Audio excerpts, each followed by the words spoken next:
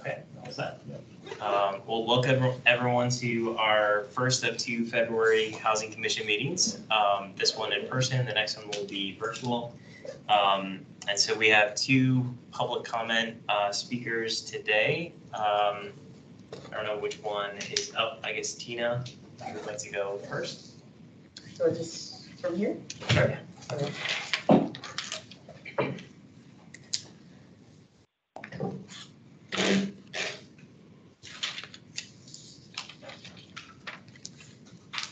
Arlington County Commission, thank you for your commitment to represent Arlington County, Virginia residents. On behalf of Park Roslyn Ridge Development Corporation apartment residents who need and use the affordable housing resources, please be informed that, one, we are anxiously concerned about and we strongly oppose modifications made to charge a $125 monthly parking fee that is being imposed on families who need to park a second vehicle at our residence of Park Roslyn.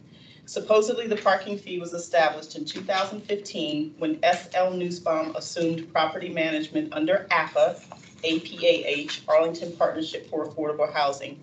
That equates to $1,500 each year that can be used to pay bills, buy prescriptions, buy groceries, pay for vehicle maintenance, put money aside for savings, etc. At the very least, the three long-term families who are now affected by this change in parking policy should at least be grandfathered, meaning allowed to park their second vehicle for free. The second vehicle is driven by a spouse or a child who is documented on the lease agreement. Two, we are very concerned that apparently a significant change was made to Park Roslyn's parking policy, yet there was no documented policy change presented to Park Roslyn residents who lived in the affordable dwelling units before 2015. Residents should have been notified in advance of such costly financial changes. Three, we encourage Arlington County Housing Commission through its resources and means to uphold and enforce equity, to include preserving the affordable housing stability for residents and to put a termination to the current parking segregation practice of isolating the affordable housing residents to park on P3 bottom level of Park Roslyn's multi-level parking garage. The bottom level parking area is intentionally painted a different color from the other three parking levels, as this distinguishes where the affordable housing residents are to park. A vehicle owned by a resident using affordable housing resources will be towed if parked on the wrong level. According to the current parking practice, those using affordable housing resources are not worthy to park on the upper parking garage levels of P1 or P2. Last month, I was told this marginalized parking practice would change. As of today, February 9th, 2023, it is still enforced. On January 21st, 2023, I spoke with the county board. I spoke during the county board public comment session regarding these issues.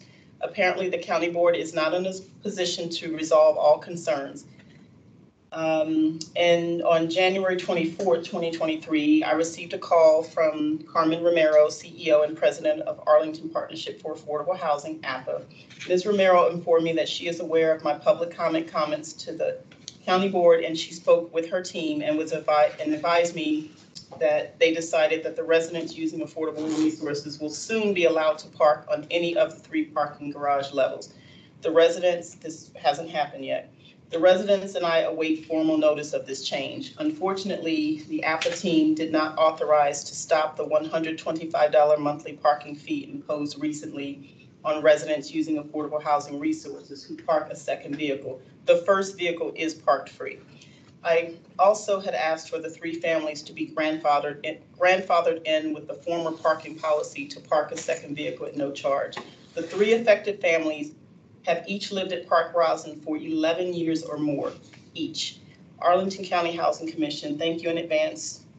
Thank you for advancing equity through active justice. Thank you. Tina, thank you very much for your public comments. And so you said that there was recently a change in the management company, or did APA recently purchase it? I was unclear on that point. So in 2015, the management company changed. It used to be Paradigm, now it's S.L. Nussbaum, so 2015. Okay. But the property's been an APA property for quite some, like before that then? Yes, okay. From the building up, yes. Okay. And so when you spoke with Carmen Ramiro, she said that she was working with the team to address the issue of segregating the CAF residents to park on a separate floor, but she said, what did she say regarding the $125 a month for the second vehicle? So she said their team met and they decided that that would need to stay in place. And I, again, emphasize that we were not given notice. So when the policy changed, where was the notice given? I was given notice in person by the manager. I went to the office in September of last year, and literally right when I went to the office for another reason, the manager said, you need to start paying $125 a month for parking. So I was, what? Yeah. You know, so there needs to be some kind of communication, and if a policy has changed, let us know. Not just kind of like that immediate. What's the term of your lease? Is it a month or is it Yearly. Yearly? Okay. And did they make that change? Did that coincide with the lease? Okay. No, so that's what I brought to their attention. I said, I signed my lease in August. I renew every August, or it starts again every August. So I said to them, you can go look at my lease for the last 12 years I've been there. It actually says 0. It's not like we left it off by accident. It's typed in 0 parking. So I said, how can you enforce it after you've signed it? So what they agreed is, for me, I won't have to start paying until August, because I said, look, you've signed this lease. But they said, okay, starting August 2023, you need to start paying $125. Again, this is for the second vehicle. The first vehicle is parked free for everyone. So there's 3 families that are affected by that. I've been there the least. I've been there, it'll be 12 years, and the other families have been there 13, I think 14 years, whenever the property started. So that's where we are with that right now. Have you had a chance to talk to any county staff outside of going to the board, or? Yes, yes, I have talked to Mr. Eric Timor with, I want to say housing, I forget the exact name. I spoke with him because what I was told is that the original documents when that building was built, now this is hearsay, that's why I was trying to get the document, that original document specifies we are supposed to, we, meaning people who are using the affordable housing resources at Park Roslyn, that we should park for free, including that it didn't specify first, second, third vehicle. That's hearsay. That's someone who is telling me this. So I was asking, where are those documents? I thought the county should have those documents. Mr. Timor said is that me? Mr. Timor said his group doesn't have it. So then I was in contact with Miss Virginia McGee, or I think she goes by Jenny or Jenny McGee, with Virginia Housing, which used to be Virginia Department of Housing. And she said that they couldn't find the original documents either. So of course, there's supposedly, I didn't ask APA for the documents. Maybe APA has those documents, but I just asked the county and I asked Virginia Housing, and they said they don't have those documents. I just wanted to see what the specifications were, because that's a mixed use property. There's market and there's affordable. When you have those type of agreements, there's usually some type of specification. So that's what I was trying to have them look at. And even if you did change it, we weren't notified. To tell me immediately right in my face, your account is being assessed $125, that's quite unfair. And it's expensive. Yeah. And when you talked to Eric, how did things end? Did he just say, oh, that shouldn't be, it shouldn't be $125 a month? Did he say he was going to talk to APA to try to resolve it? What was kind of the county's next step? He talked about speaking with others, and each time he mentioned others, I said, I've already spoken with them. He talked about APA, and I said, I've already spoken with APA. Yeah. And then he talked about Virginia McGee, and I said, but I've already communicated with her too.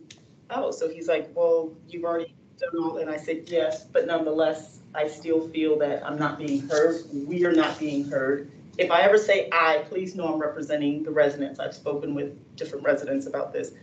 And so the conclusion was Virginia McGee emailed me and copied it to Eric Timor and someone with APA and SL Newsbomb to basically say, in my situation, I would not have to start paying until August 1st, 2023, because they've already signed my lease stating that. The other residents, unfortunately, one resident, she told me she and her husband have already been paying that fee for 2 years. Another resident who parks beside me, she said they told her she'll start paying in March of this year, so she'll start paying next month.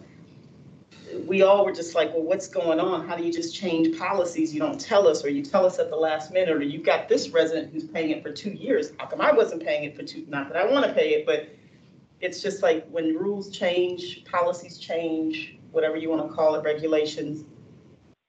I think, when I say I, a group of us think that it should have been in writing to us. Give us some time to budget, or give us some time to do what I'm doing tonight, saying, hey, can you grandfather us? Can you be in line with we envision affordable housing? How is that adding that policy of $125 a month? How is that in line with affordable housing? To us, it doesn't look like that. It has to be in your lease. Like, it has to be written. So now it's in there was a parking audit done last month. Now the new lease states it. It's stated in there. Yeah, they can't just randomly tack on fees in the middle of your lease. So now going forward it is, but what about the resident who's been paying it for 2 years? It's like, what? When she told me that, I said, I'm sorry, I didn't know you were paying that. Otherwise, I would have tried to help you. But nonetheless, that family's decided they're moving in 3 months. And I just told her, I'm sorry. She's like, we're not putting up with this. There's been a lot of changes. So. Commissioner Montgomery, did you? I just have a question. How did they get that number 125? Did they explain? Because if you're affordable housing, shouldn't it go by a scale? Because 125 seems kind of steep for parking. So wouldn't it be a scale? I didn't ask that, but it's interesting you say that, because from what I understand, some of the other properties, they do pay even for one vehicle, but they're not mixed use. I don't know if I'm saying the term right. They're not, but they don't pay 125. I have no idea how that 125 came. Okay. I think, this is just what my thought is, if you're on the market rate, you're paying full price, that is the price for market rate, 125. So I'm assuming then they just said, well, then we're going to charge the affordable housing residents. In my mind, that just does not sound right. It's affordable housing. We're on this because we qualify, because we don't have the income resources that the market rate can pay. So there's something that I'm not understanding, obviously, that they've decided, yes, you can afford this. And that's the problem I'm having right now, is the fact that they're charging me possibly, because you're just assuming right now, the same rate as a market rate person for parking, where it should be a sliding scale if you're affordable housing, if you're going to implement something, but you should have implemented after you sent out a notice and gave at least 90-day notice of saying this is our new policy. So I'm just trying to wrap my head around their thinking and then like meet somewhere in the middle. Like, shouldn't this be a sliding scale? And I do want to be clear, the first parking is free. Okay. So I have 2 vehicles. Mm-hmm. When I moved in there, I had 4 children. They grow, they get their driver's license. Thankfully, as a single parent, I'm not the one doing all the driving anymore. Mm-hmm. So sometimes, I know I get it, Arlington would rather be a car-free diet. It's just not possible sometimes when you've got one in football, one in crew, one in ballet. It's just like, please, somebody help me. Now they're driving, thank you. Now, it's like a penalty. Okay, you got that second vehicle, you got 125 fee. So it's like, oh my goodness, okay. So I've got to start thinking about that, from budgeting that starting in August. But again, one family's been paying it for 2 years. My neighbor said she has to start paying it in March. And we've all been there. You know, I even asked, can we be grandfathered? Nope, we're not doing that. I'm like, okay, we've been there like a long time. Can we do some kind of compromise? This is Arlington County affordable housing, but we're just not able to meet and figure this out. Alex, have you heard anything about this particular issue, or? So I have seen one of the replies. I'm not sure, from Eric Timar. I'm not sure the back and forth on that. I do know at one point he, which I think you've already mentioned tonight, he did get in contact with Virginia Housing, and they did say that second spot fee could be charged. I don't know any more about the documents or who has them. Obviously they are somewhere, so I'm sure that's something that we could look into. If there was AHIP money, the county they have an agreement somewhere. I'm not exactly sure about Park Roslyn. I think it might have been a site plan Okay. that we got on-site units at. So I believe that is the case for that project, but yeah, I will obviously let staff, leadership, and housing know, and we'll figure that out and get a response back to you. We already have your contact info. And see, I'll follow up as well and see.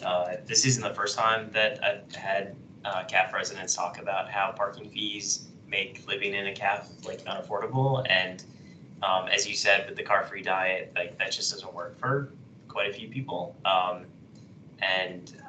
Yeah, so I'm happy to follow up with APA as well as the county to see if we can figure out a better solution to at least make sure that they understand that legally they can't just tack on fees in the middle of your lease, that's not allowed. But definitely, beyond that, seeing like what can be done to ease the burden on residents there. Okay. And I think I forgot to mention, not only did I speak with APA, the county, Virginia Housing, I also spoke with SL Newsbaum, who's the management. And so I'm trying to do my due diligence, and it's like, I don't know where else to go with this except to keep reaching out until it makes more sense for us residents. I mean, it sounds like you did probably what I would have done in the same situation. I'm sorry, I left out one. Oh, yep, go ahead. I did speak with NAACP just to kind of bring it to their attention too. Again, I'm just kind of reaching out in Arlington's branch and just trying to figure this out. Okay. Any other questions, comments on this poll comment? Yeah, thank you so much for being here tonight. What, if you had a magic wand, I heard you talk about communication.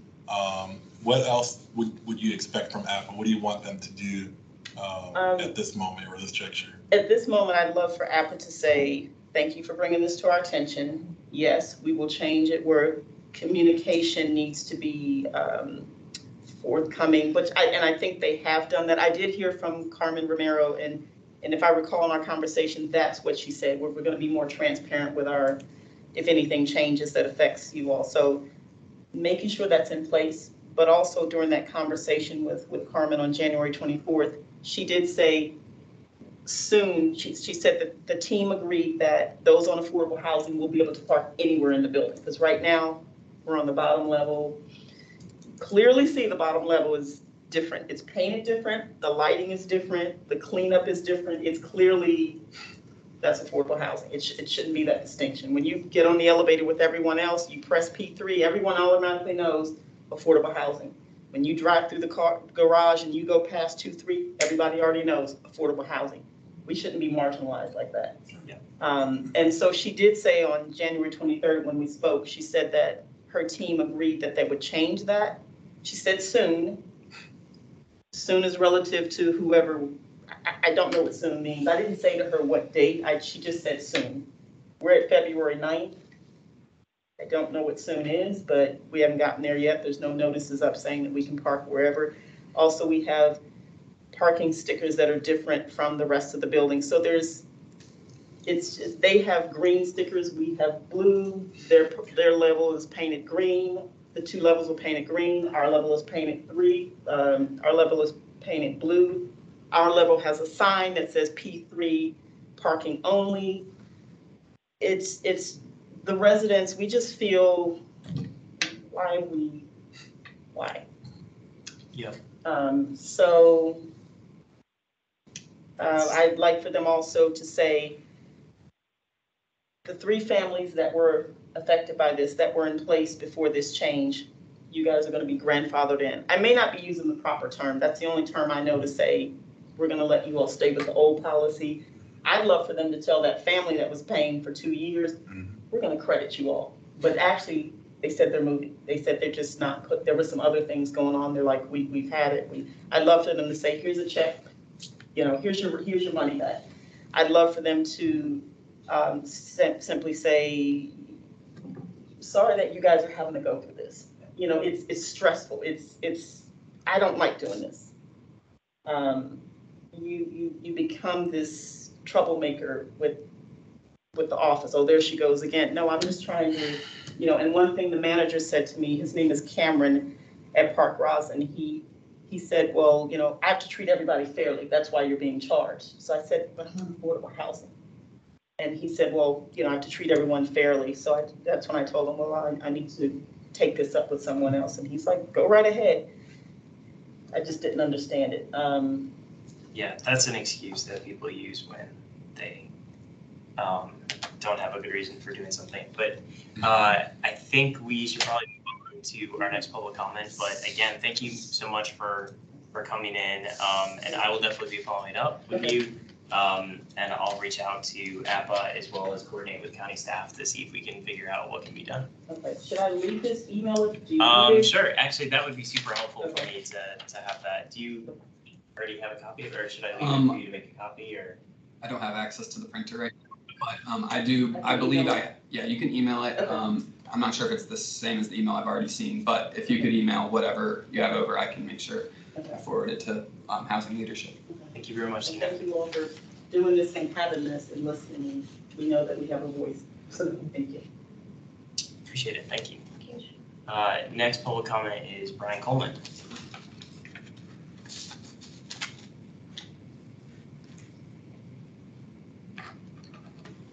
Hey, good evening, Housing Commission members. My name is Brian Coleman. I'm the second vice president of the NAACP Arlington branch, and I'd like to speak with you all tonight about the state of affairs at several of the AHC properties.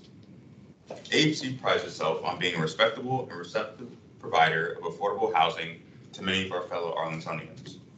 However, AHC also has an unfortunate history of neglect and mistreatment of its residents, which fostered mistrust between the organization and the community. Having recently visited a few properties, including Serrano and Arbor Heights, I regret to inform you that many of the problems that plague AHC persist to this day.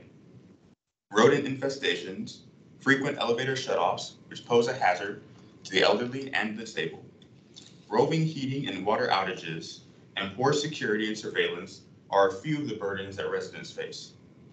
But chief among these issues are mismanagement and poor communication, which lie at the heart of the problem. It's a well-established fact that many of the AHC properties are older and are in desperate need of renovations. Therefore, a certain level of patience and understanding is due when discussing problems at these properties.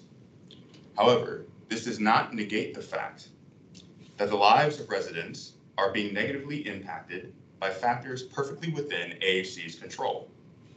For example, it took nearly a month for staff to offer help to hundreds of residents having to carry groceries and other things up flights of stairs when the elevators went out.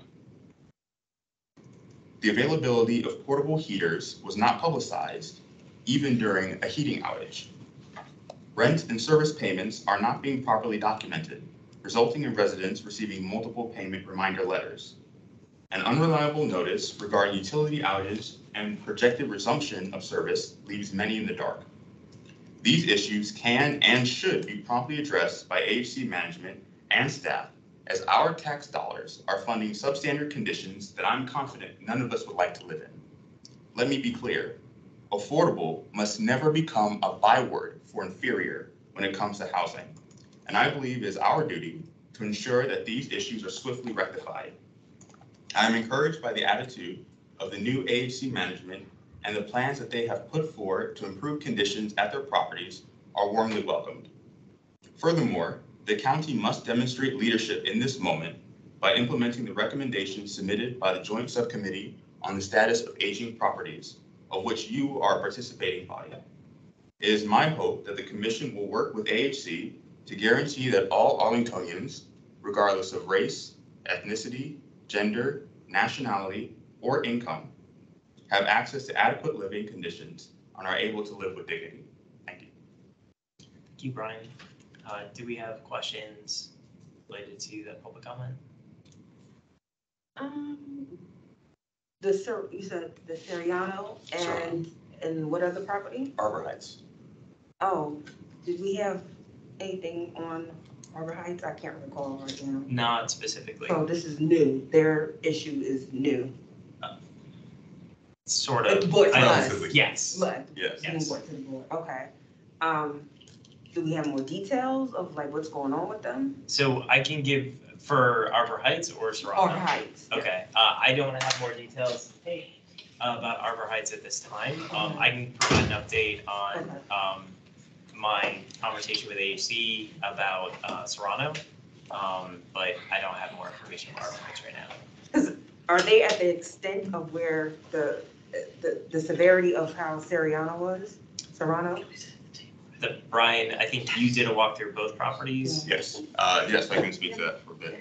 So, as you know, Serrano and Arbor Heights are both owned by AHC. Okay. One issue that you'll notice with some of the properties that while AHC is the larger manager, there are multiple organizations they partner with to handle different issues. So Drucker and Falk is one of the companies that they actually contract out to handle some of their management in office. So one of the issues I raised was regarding the mismanagement of documents. Okay. So with Arbor Heights, I spoke to a tenant who said that they had paid their rent and they do so fairly promptly, and they were able to provide photocopies of the checks that they were signing to give to the office, but yet they would still receive, almost like clockwork, every few weeks afterwards, a notice saying that your rent is due, here's a warning notice. This persisted for several months, wherein the tenant in question had taken multiple photocopies and then brought them to the office and said, I keep getting these notices from you, but I have this evidence that states every single month for the last 4 to 5 months, I've paid my rent on time. And shortly, she stopped getting those notifications. But that indicates to me that they didn't actually keep those records properly. They couldn't have known that, but they should know that. Another instance regarding mismanagement of documents is another resident at Arbor Heights. This was back at the end of 2020, but this issue is ongoing, or the conditions that were a result of this are still ongoing. She vacated her apartment on March 31st of 2020. She has the paperwork that she signed. She was able to provide that, and she left. That was the terms of her agreement. About 3 months later, she received a notification, not a warning, but a notification of collections, that they were actually going to charge the money because she had not vacated on time. Just not true. She clearly did and had paperwork to prove that. In addition, she did not receive her deposit back on her CAF, which they did not give a justification for why. This affected her credit. And so she is living with the financial ramifications, despite the fact that this was, as I said, later in 2020 into 2023. And they have not rectified this yet. So 3 years. 3 years. And I think this is indicative of just the poor management that's taking place at some of these properties. And it's just from a few of the interactions I've had there. You'll notice that poor communication is also a prominent fixture in a lot of these issues. So, you know, many of the residents at Serrano are Hispanic and speak Spanish as their dominant language and may not speak English at all. There was an instance where the elevators went out. At one point, both of them gone out for approximately a week in December. And at the time, notices were placed on the elevators about 5 weeks late from when the elevators were experiencing problems. It just so happened that the day that I arrived to do my walkthrough, which is January 20th, I believe, they had put on the notices, even though they'd been experiencing problems with the elevators, including one period where both elevators had gone out 5 weeks late. And to kind of add insult to injury, both of those notices were in English. I've spoken to some of the management team, specifically working with Drucker and Falk in their leasing office, and they claim that they're trying to be better about this, but it seems contrary to the evidence. that you know so little about your clientele as to not put your own notices, at least in their own language. It's either baffling ignorance or willful deception, frankly. And I think that those, in addition to other instances, which if you go, you'll find out, are not being tended to in the way that they're saying they are. So, this is probably for you. If this is AHC, right? Yes. What is the county doing so that the problems with Harbor Heights doesn't escalate to where Serrano is? What is the county doing? So I can't speak specifically to Harbor Heights, Alex. I don't know if you have any information. I'd have to check with probably Ann Benicia to see. I know when I'd spoken with Ann originally about the Serrano, she said that they hadn't received complaints prior to our last housing commission meeting about Serrano, but they had received complaints about other HC properties, and they were working with those tenants and HC to try to resolve those. But I don't know specifically which properties those were, so I'd have to check with her. I'm meeting with her tomorrow, so I can bring that up. Mike, did you? Yeah, I think I'm a little biased here just because, with my role at NAACP, but I want to make a couple of recommendations to this commission. When we initially stood up the joint subcommittee on the status of aging properties, there was a vision to kind of look at some of the properties more broadly. We know that many of our affordable housing residents are living in aging properties. And so if this commission thinks it's worthwhile, I'd be happy to kind of re-stand up that committee and maybe do some of the work that Brian's been doing, just visiting some of these sites, collecting data on the status of the current condition, because I do worry that, the living conditions at Serrano were happening for years before, the advocates really got involved. And so I worry that there might be similar living conditions going on, in different properties across Arlington. I think it's incumbent upon someone, and I'm willing to take the lead on it, to at least collect the data and say, we visited, 20 properties, and out of the 20 properties, these were a common theme. Secondarily, we did submit the letter from that subcommittee, and I don't know if there's been any action from the county, but it might be a good time to follow up and say, hey, where are we on those recommendations from that subcommittee? Those are the two things I propose. So regarding, I guess, the latter point, so the county will be coming back to us in, I think it's May. We're likely to do a joint meeting with the Tenant Landlord Commission, have the county present kind of 1 year out from the county's CAF strategies document, as well as, many months out from our subcommittee report, what they've done to implement those. And so the county has been taking steps. It's a slow process. And I think from talking to county staff, they continually bring up the lack of resources, that they're taxed very heavily with Missing Middle, Plymouth Boulevard, as well as, they haven't been able to hire the additional inspection resource that was approved in the budget last year that was supposed to help with all the CAF inspections and help with, implementing this.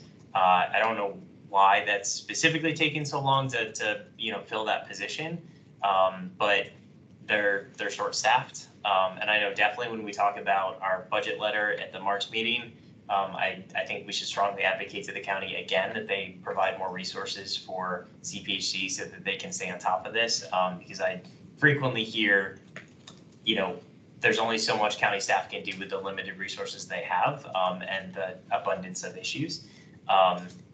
So we are going to get an update at the May meeting on what the county's been doing to implement that. And I know just from talking to Ann and working with the county a bit on different aspects of it, they are making progress. I consider it a bit too slow, but again, it's with the resources that they have. I think they're trying to do the best that they can. With the joint subcommittee, I defer to the commission if that's something that we want to stand up again. I think the county is doing inspections, and they didn't they do? Was it 10% of units across all the CAFs or something? Or I don't want to speak to the exact numbers because okay. I don't know. I know there's some staff online that might know, but if not, that's something that obviously I can get from you. Okay. First, do we have an update from, oh, Ann is texting me, maybe that's with an answer. Yes, and if you could respond, that would be great.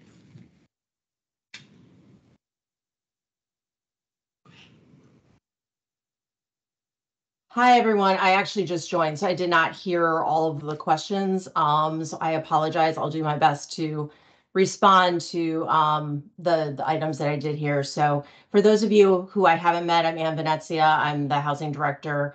It's good to see some of you again, and it's good to see some of you for the first time. So a few questions that I did hear about what we might be working on with the inspection resources that we do have. Some of you may recall that the board did approve one-time funding for inspections for fiscal year 23, which is the year that we're in now.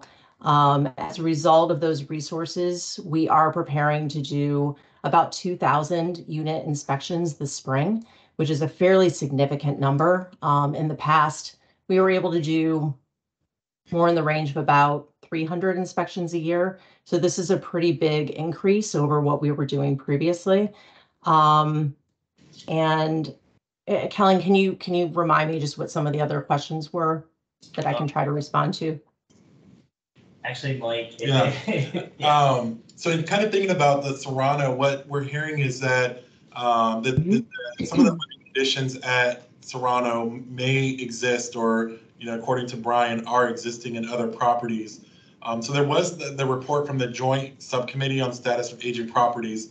One of my recommendations was maybe we stand that up, but then secondarily, could you tell us what tools do you need? We know you need more help with staff, but every day that we wait is, potentially people living with rodents and poor air quality and, just subhumane living conditions. And if there's stuff that we can do, there's a power dynamic present where we can't wait for them to tell us. And so if there are things we can do to get out in front of it, I'd love to hear your ideas. Thank you. No, I appreciate that, Mike. I would say we're really excited about the inspections that we're doing and the fact that we've been able to increase our capacity. We just signed a contract in the last couple of weeks with a new third-party inspections firm that's going to be supporting staff in that effort. And this was made possible by the $150,000 that the board approved in one-time funding for this year. One thing I would say to keep an eye on is what comes out in the budget. The manager will be circulating his proposed budget in the next couple of weeks to keep an eye on what resources may be available to continue those inspections going forward, because again, that is something that I think will really give us that increased oversight that we've been wanting to have for a while now. I think also I did hear a question maybe about the position. There's another compliance position that we were also approved to hire for in the fiscal year 23 budget. We actually just received applications for that position. So we are reviewing those now. We're hoping to make a hire this in the next couple of months. What that person would be doing is really overseeing, I would say, the more complex compliance issues that come our way. An example of that would be the Serrano intervention that the county participated in a couple years ago. Someone in this role would help facilitate something like that in the future. If for those of you who recall the Columbia Gardens relocation effort that the county participated in last spring, that would be another example of something that this person would oversee. So we're really excited to have a new resource brought on board, and I think that'll go a long way again in helping us improve oversight and just bandwidth to existing staff to help with some of these compliance challenges. Can I ask two quick follow-ups? So it sounds like 300 to 2,000. Could you tell us how many committed affordable units are in Arlington County, just for perspective, so we know? Absolutely. Yeah, we have currently over 11,000 committed affordable units in the county. So the 3,000 inspections that we'll be doing represents, I'm going to try to do some quick math here, I think about 28%, something like that. So anyway, so again, that's an improvement over what we had previously.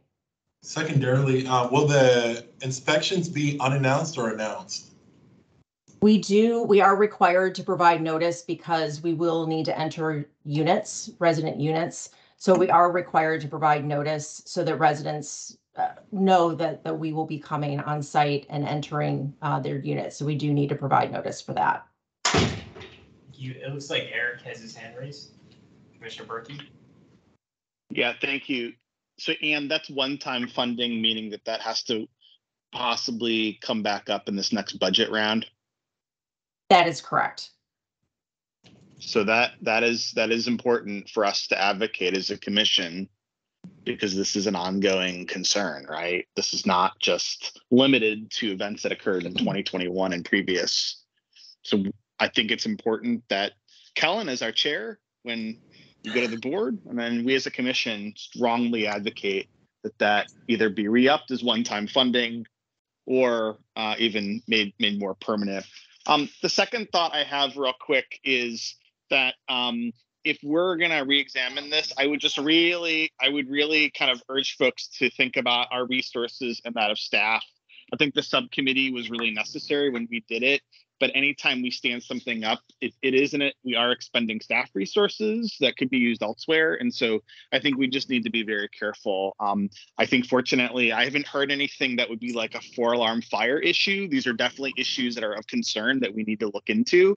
But I would contrast these with the issues we heard about in 2020 and 2021 that were immediate health and safety issues, right? So not to minimize these, but we do have to prioritize resources. And so I think we should just keep that in mind as well. That's all. Thanks.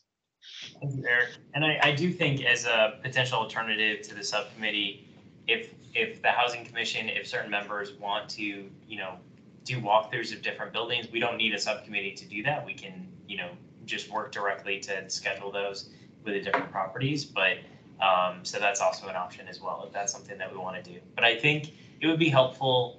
And I'm trying to think back if this information has been provided by staff to the commission before, but how many of those, like 11,000 units, are aging properties, that are getting close to their useful lifespan?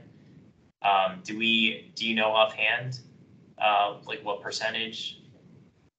I would want to go back and talk with staff and bring that data. We do have that data. I don't know it off the top of my head, and I don't want to give an incorrect number tonight, especially because this is being recorded. So I just want to make sure that I provide the right information to the commission. But I will say that staff has done a triaging of the properties just to help identify and really focus our resources, because if we have units that have been brought online that are new construction in the last couple of years, the hope would be that those units might need a little less TLC at this point than a property that was built 50 years ago and maybe hasn't had renovation in some time. So we really wanted to do that triaging so that, again, we can focus our resources.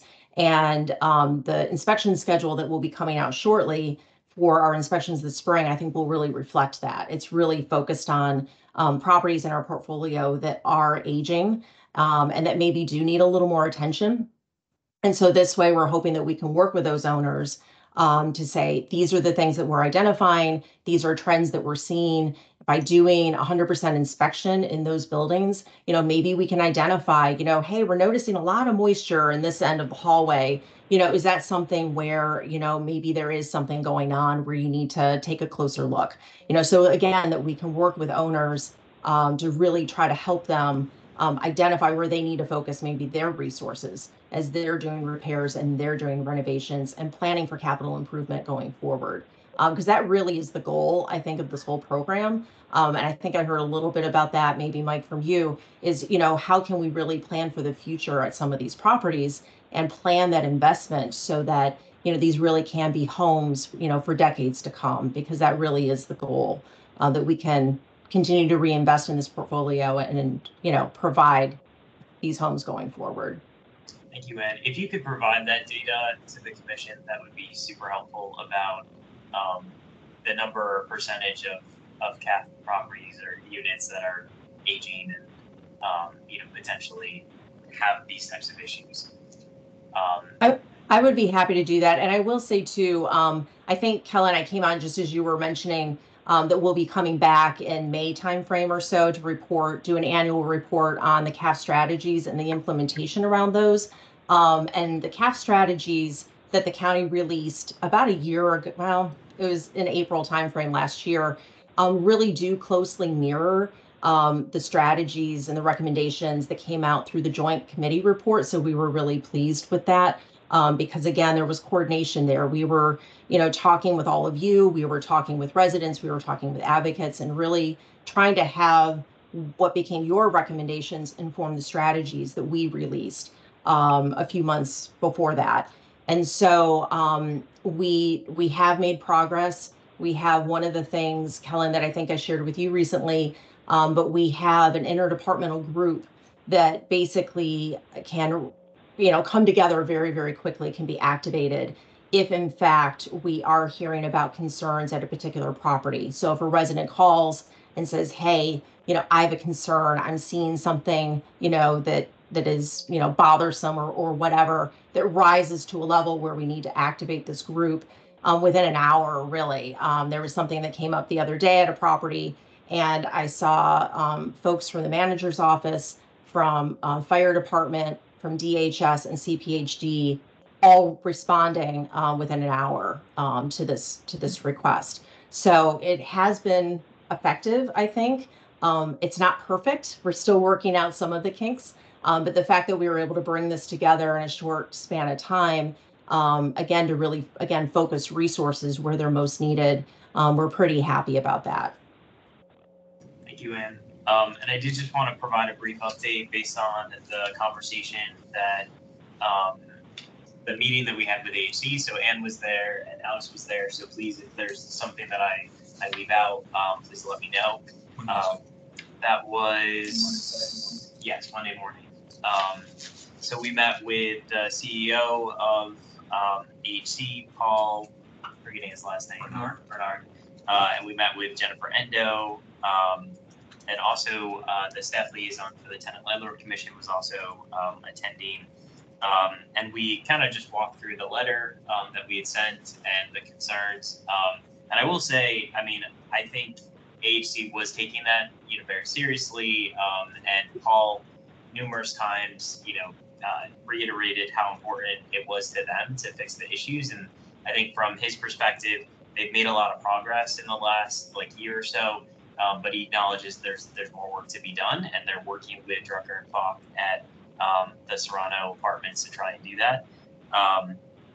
And we also got some helpful additional information from that meeting too. So we had heard about the water shutoffs happening and the impact on residents. And he said they really tried to drill down and see how many units were repeatedly facing these water shutoffs because they were having issues.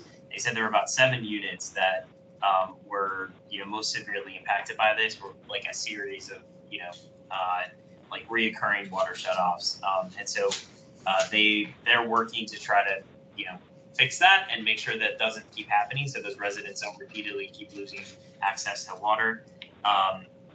One of the things that we had talked about was, and this is kind of a recurring thing in my many years of conversations with AHC, is do you have sort of list of residents with either special needs or disabilities or just more vulnerable residents that you can prioritize kind of going the extra mile or preparing communications in a way that are going to be most effective for them. And while they do have a list of elderly residents that they can push out information to, they did not have a list of I'm using the term vulnerable residents, but basically residents where they know there's additional barriers that they're faced to either accessing information from AHC or from the management firm, or just have had issues in the past that they know it's worth some additional communication or some other steps to make sure that these residents have what they need and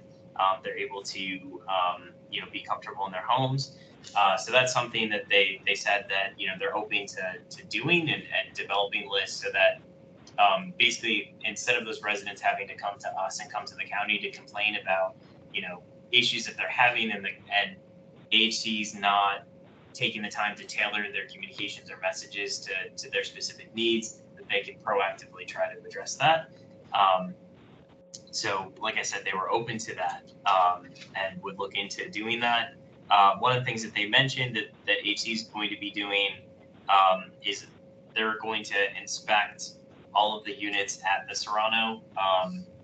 And they didn't have the definition of what that inspection would entail at the time. It's different than the county's housing quality inspections, which the county will follow up in April with their own inspections. And this HC inspections were going to be, was that March or was that February? The HC inspections are scheduled for February. They'll begin in, I think, 2 weeks. The HC ones, is that what you asked, or the county ones? HC. The HC ones, and then the county will be doing 100% inspection of Serrano about 6 weeks after that in early April. So that, I think is also an attempt to try to proactively identify what are the major issues that residents are facing and address those. One of the other things that we talked about, it was like a 2.5-hour meeting. It went a while, but it was a good conversation. Multiple residents had brought up their concerns about retaliation, and what we discussed is doing more to let residents know that retaliation is not acceptable. We talked about simple things like putting up a poster on the office, door, or right there in the office that says, like, if you feel like any of these staff have threatened you with retaliation or retaliated against you, like, here's a number you can call. This is unacceptable. HC, is not okay with this, and it's against the law. And they talked about how they've sort of said that, but not explicitly. And we talked about it's worth saying explicitly. It's worth saying, this. If you ever feel this way, here's who you contact, because none of our staff should ever make you feel like you're going to be retaliated against. And we talked through that it doesn't matter if people are actually going to face retaliation, the perception and that fear is still there. And that's there for many, many renters throughout the county. And that can cause them to, not want to address issues and bring up complaints just because of the fear, whether it's founded in actual experiences or just perception, doesn't really matter. And I know, Anne, you had brought up potentially doing like a hotline for like retaliation, or similar to like the county's fraud, waste, and abuse hotline with like a third party. And so we talked through a number of potential solutions. And I don't know, like Alex and Anne, if there's anything you want to add. I just took a couple of notes from that meeting, but there was a lot more that we discussed specific to each of the issues in the letter. I mean, you covered a lot of it, Kellen. Like you said, it was a very long, a very comprehensive meeting. I would say probably my biggest takeaway is something you said early on, Kellen, which was the willingness that I saw with this leadership group and the new CEO specifically to come to the table, hear what the concerns are, and try to work through them. I didn't necessarily have that experience 2 years ago, 3 years ago, losing track of time, when we had these discussions initially. So I was heartened that with this new group, that they really wanted to listen. They really wanted to hear the concerns. They were not dismissive of anything, even concerns that we were bringing forward that we didn't necessarily have, I'll say, proof or evidence, or, it was sort of like, hey, we sort of heard this and that. They were like, okay, we're taking that seriously, and let's talk about it, and let's try to problem solve, which again was not necessarily, I think, my experience when we first talked about Serrano and concerns a few years back. So I was really heartened by HC's desire, not just willingness, but desire to come forward and do that. So, and I think Brian at the end of his statement tonight made comment on that as well, Brian Coleman, that, he is heartened that, it seems that this leadership is interested in problem solving. And I think they also were willing to admit that sometimes their policies are not always executed. Brian had brought up that the elevator notices were only in English. Their policy is that all notices to residents are in English and Spanish. And the CEO said, and we have failed numerous times to do that, and that's a problem, and we're working to address it with the management company. And he said, sometimes in like emergencies where they're trying to get stuff out quick, they don't do it. He's like, that's not a good excuse. But they know that they have to get better. They at least have the policy that's the right policy. Now they have to work with their management company to make sure that it's executed 100% of the time. So that to me was a good signal, and he was offering up additional information about issues that they had uncovered themselves, which I thought was also helpful. It wasn't combative, and it wasn't trying to hide information. It was very transparent, and like, we want to solve this too, and get to the bottom of it to make sure that residents have the best experience that they can, but also acknowledging the issues that remain. So I know we're going to have this as an agenda item at the March meeting, so AHC is going to be here to talk through not only their updates on what they're doing to resolve these issues, but also talking about their redevelopment and rehab plans. And they hope to have, and they should have more information about what that looks like at March. When we had talked earlier this week, they were still trying to figure out, a lot of it is just financially, what can they afford at this point. I think they had said that even if it was all market rate, there was still a huge gap in financing if they were to try to redevelop the buildings for the Serrano. So I think with the construction costs and interest rates, that's a challenge that they're looking at, and that I think will play into whether or not this is a rehab of just the existing structures versus a full redevelopment, which I think was the preference that AHC has, is like tear down and let's start over. But we should find out more information about that in March, and we'll also have tenants and advocates there as well. Yes. I have a question. I might have missed, but did we, the commission, give like a summary of the meeting? We did not. Not the Monday meeting? Yeah. No, we did not. I have notes on it. If that's something the group is interested in, I can type those up and distribute them. And then, you mentioned the policies. Have we done kind of like a crosswalk, like looking at their policies and issues with doing? I have not. I don't know if that's something the county has done. I don't know. And is that something that the county has done as issues have come up, kind of comparing it to what's the AHC policy on this? So the question was, I'm sorry, because I didn't hear the full thing. So a crosswalk between practice and policy, was that the question? Basically, yeah. Looking at what we're hearing the issues are and seeing if some of it tracks to existing policy. For example, the elevators. Yeah, I thought that was a good example. Like the policies for the notices to be in English and Spanish, they just missed it.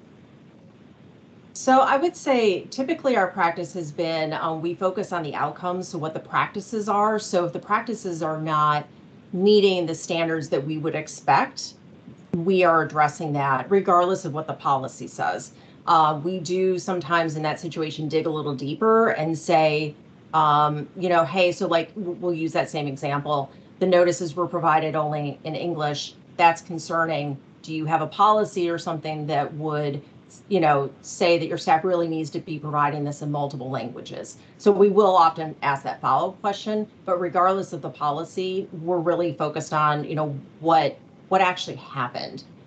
Because I think we're all familiar in our own workplaces, you can have policies, talking about all sorts of things, but if people aren't following them, then we're concerned about that. So so we do have follow-up questions where we'll ask, hey, what does your policy say? But we're really focused on what's actually done in practice. Yeah. Did that answer your question? Yeah, you did. I'm not suggesting okay. From that.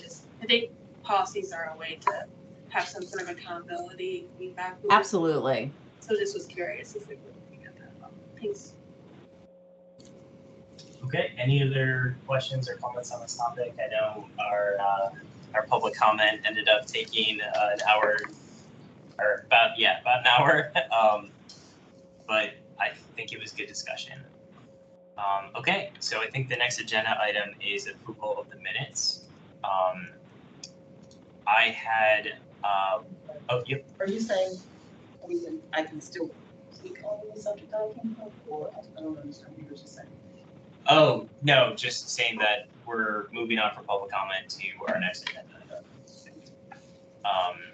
So I had one edit in the minutes, and I believe it's related to public comment. I don't have it in front of me, but it did talk about the letter that Boyce had sent about the issues at the Serrano.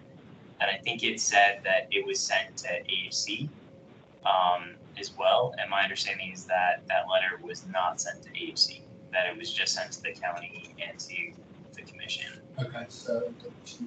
Yeah, it's just deletion and AHC. Yeah. Okay. That was the only change that I had. Did anyone else have changes to the minutes? Okay. Do I have a motion? I can make a motion to approve the minutes with that change. Thank you. Do I have a second? I second the motion. Okay. And I guess all those in favor, raise your hand. I have a question. Am I allowed to vote even though I wasn't present last meeting? Yes. You are allowed to. Okay, You can then also I- abstain if you would like. But Okay, because I didn't read the minutes. And it looks like that's everyone in the room. And then for folks online, you could pull them up. And so I know we have Eric and Margaret, and they both have their hands up. Okay. So I think that passes unanimously. The two Erics. Oh, is there? Oh, I vote yes. Sorry. Okay, thank you. And the next agenda item is Joyce Motors. Yeah, so if it's okay with Chair Beth, I can introduce this item. So my name is Melissa Danowski, and I'm with the Housing Division, and I'm the Affordable Housing Representative or Project Lead for the Joyce Motors site plan. And I'll hand it over to the applicant and the applicant's representative to introduce themselves. They have a brief PowerPoint presentation, and then afterwards, I was hoping to say a few words, just reiterating the affordable housing program. All right, I'll take it from there. Thank you. Nicholas Cummings with Walsh Colucci here, representing the applicant. We're excited tonight to be presenting this project to you in the closing weeks of what has been a long process. We filed this application in October of 2019 before the county launched the study to update the Clarendon sector plan. I'm proud to say that the study, while lengthy, led to significant improvements in the design and massing of the building. It eliminated the taper line as a measurement of building height and amended height limits to allow more appropriate building height along this dense corridor close to Metro Rail and other transit options. I'm joined tonight by members of our design and consultant team, including Antunovich Associates, who will follow me with an overview of the proposed development, but most importantly by our client or partners, a local firm with significant and extensive experience delivering high quality projects in Arlington and the region generally. A recent example of their work here in Arlington is the Centro building on Columbia Pike. Our Partners is committed to delivering high quality housing for its tenants, but also to delivering equally high quality benefits to the neighborhoods it joins. We see that in many aspects of the project before you today. Our project, briefly before I turn it over to Mr. Crosby with Antunovich, proposes an 11-story residential building with 241 units on almost 4,000 square feet of ground floor retail. We are constructing a new alley and street connection through the block, but also providing a substantial community benefit package to earn density above the 3.0 FAR base for the site. These benefits include on-site affordable housing. Ms. Danowski will get into that in a little bit more detail, but they include 3-bedroom units, which is just incredibly important. Preservation and relocation of a historic Joyce Motors facade, construction of off-site curb extensions, $400,000 to future transportation planning efforts in Clarendon, and $557,000 towards future public space and park planning efforts in Clarendon. I apologize for my voice. I have bronchitis, but I'm getting over it, so I don't sound so great right now. Mr. Crosby, please take it from here. Great, thank you, Nick. We get everything set up. We've got a short presentation for everyone. As Nick mentioned, a site plan, the old Silver Diner site and the triangle. The multiple owners on this site agreed to a swap agreement to exchange some parcels to create these two developments. And you can see the proximity to Clarendon Metro Station. The next slide is really a representation of some of the other projects that are being developed around our project, the Joyce Motors site, as you see in the center, Wells Fargo to the north, and Bingham Center along this triangular site of ours. Across the street, we have 55-foot tall future buildings abutting the Ashton Heights neighborhood. Our zoning plan again shows the division of the triangular site and the adjacent parcels across North Irving Street and 10th Street North. In this image, if we can zoom in a little bit, we've got full building renderings from the four corners. At the southeast corner, you can see the Joyce Motors facade restoration looking up North Irving Street. At the top right, we have the view from the new 10th Road North from Bingham Center North, looking down the new alley.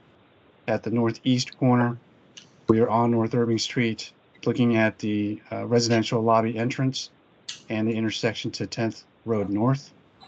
Then the bottom right corner is the southwest corner where we're looking at the retail along 10th Street North and looking at the new alley between Bingham Center and Joyce Motors. As Nick mentioned, these are the highlights of the proposed project: 11-story residential mixed-use tower, 241 rental apartment units, around 3,600 square feet of retail along 10th Street North, beating the maximum height of 110 feet and achieving a 5.87 FAR, working to achieve LEED Gold. We'll be talking further about the affordable contribution and on-site committed affordable units, and the parking count, 176 on 3 levels of below grade parking, currently a 0.64 parking ratio. In this slide, it really shows the area tabulations that we have in our 4.1 application, the unit mix, FAR calculations, and overall area tabulations. And as mentioned, we'll be getting into more of the committed affordable units. The next few slides show zoomed in sidewalk views. This is at the southeast corner, a close-up of the Joyce Motors historic restoration, integration with the back drop of the building, having an immediate step back above the Joyce Motors roof line to really show prominence of the historic structure and celebrate its historic significance. Next slide is a close-up of the residential lobby at the intersection of North Irving and 10th Road North.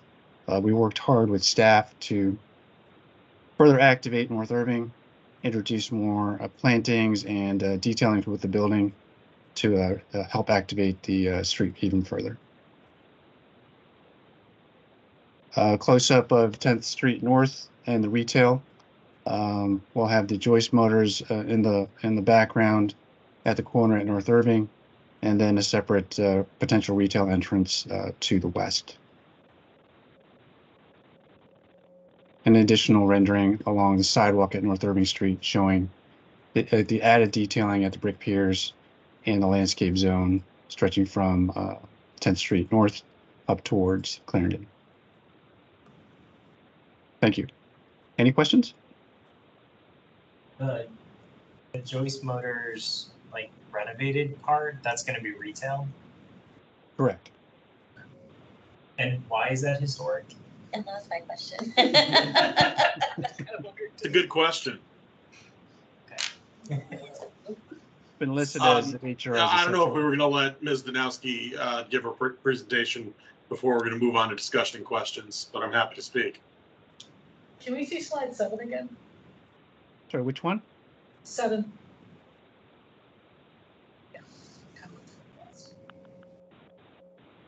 I can't read anything on this, but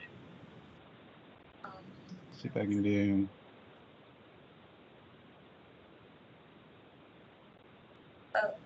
Oh, Is that yes, that's better. I have a question. Oh, what are your, does it say the sizes of these like studio, junior 1 bedrooms? Like, what is the size? Are these gonna be micro apartments? Yes. Sounds like. What, micro? Like, So are the studios gonna be under 500 square feet? they are around 500 square feet or very close to it. Okay, and then your junior 1 bedroom apartments? I don't have those square footages with me at the moment, but we can.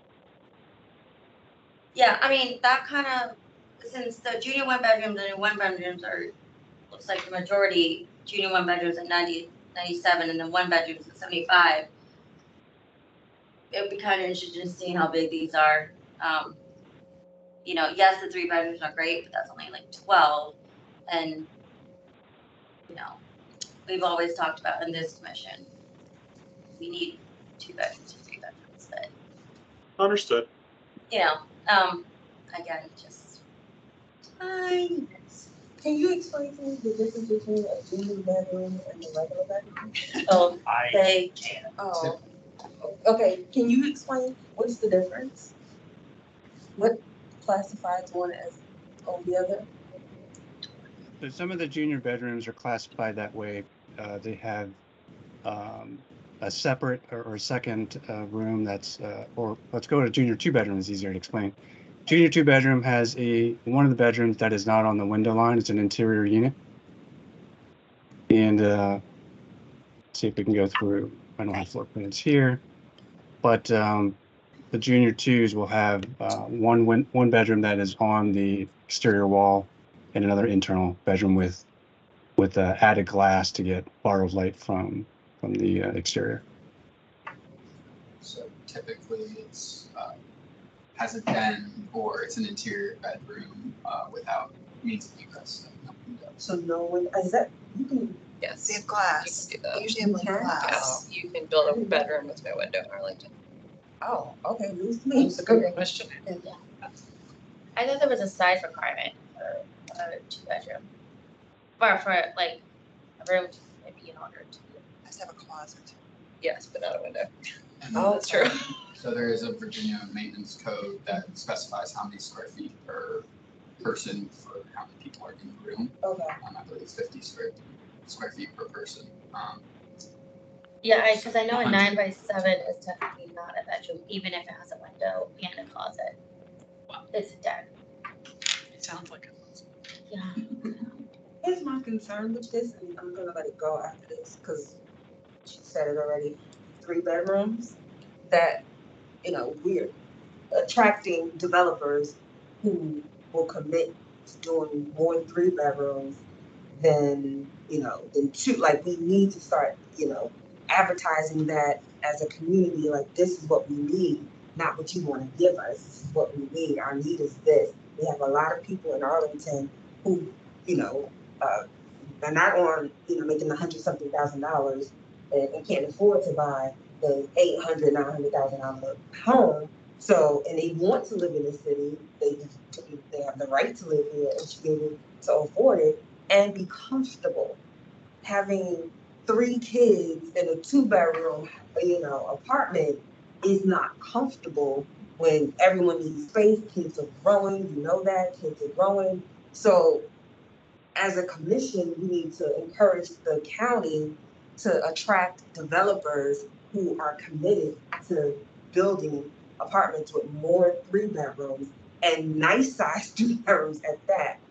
So it's not, we don't have we're not creating a divide of, people who live in housing versus people who live in apartments and saying that, I'm getting tongue-tied on my words, but I know what I'm trying to say. It's just, it's I mean, this will just, it's nice, it will just continue that environment of what Clarendon is with, 97. Now my brain is dead.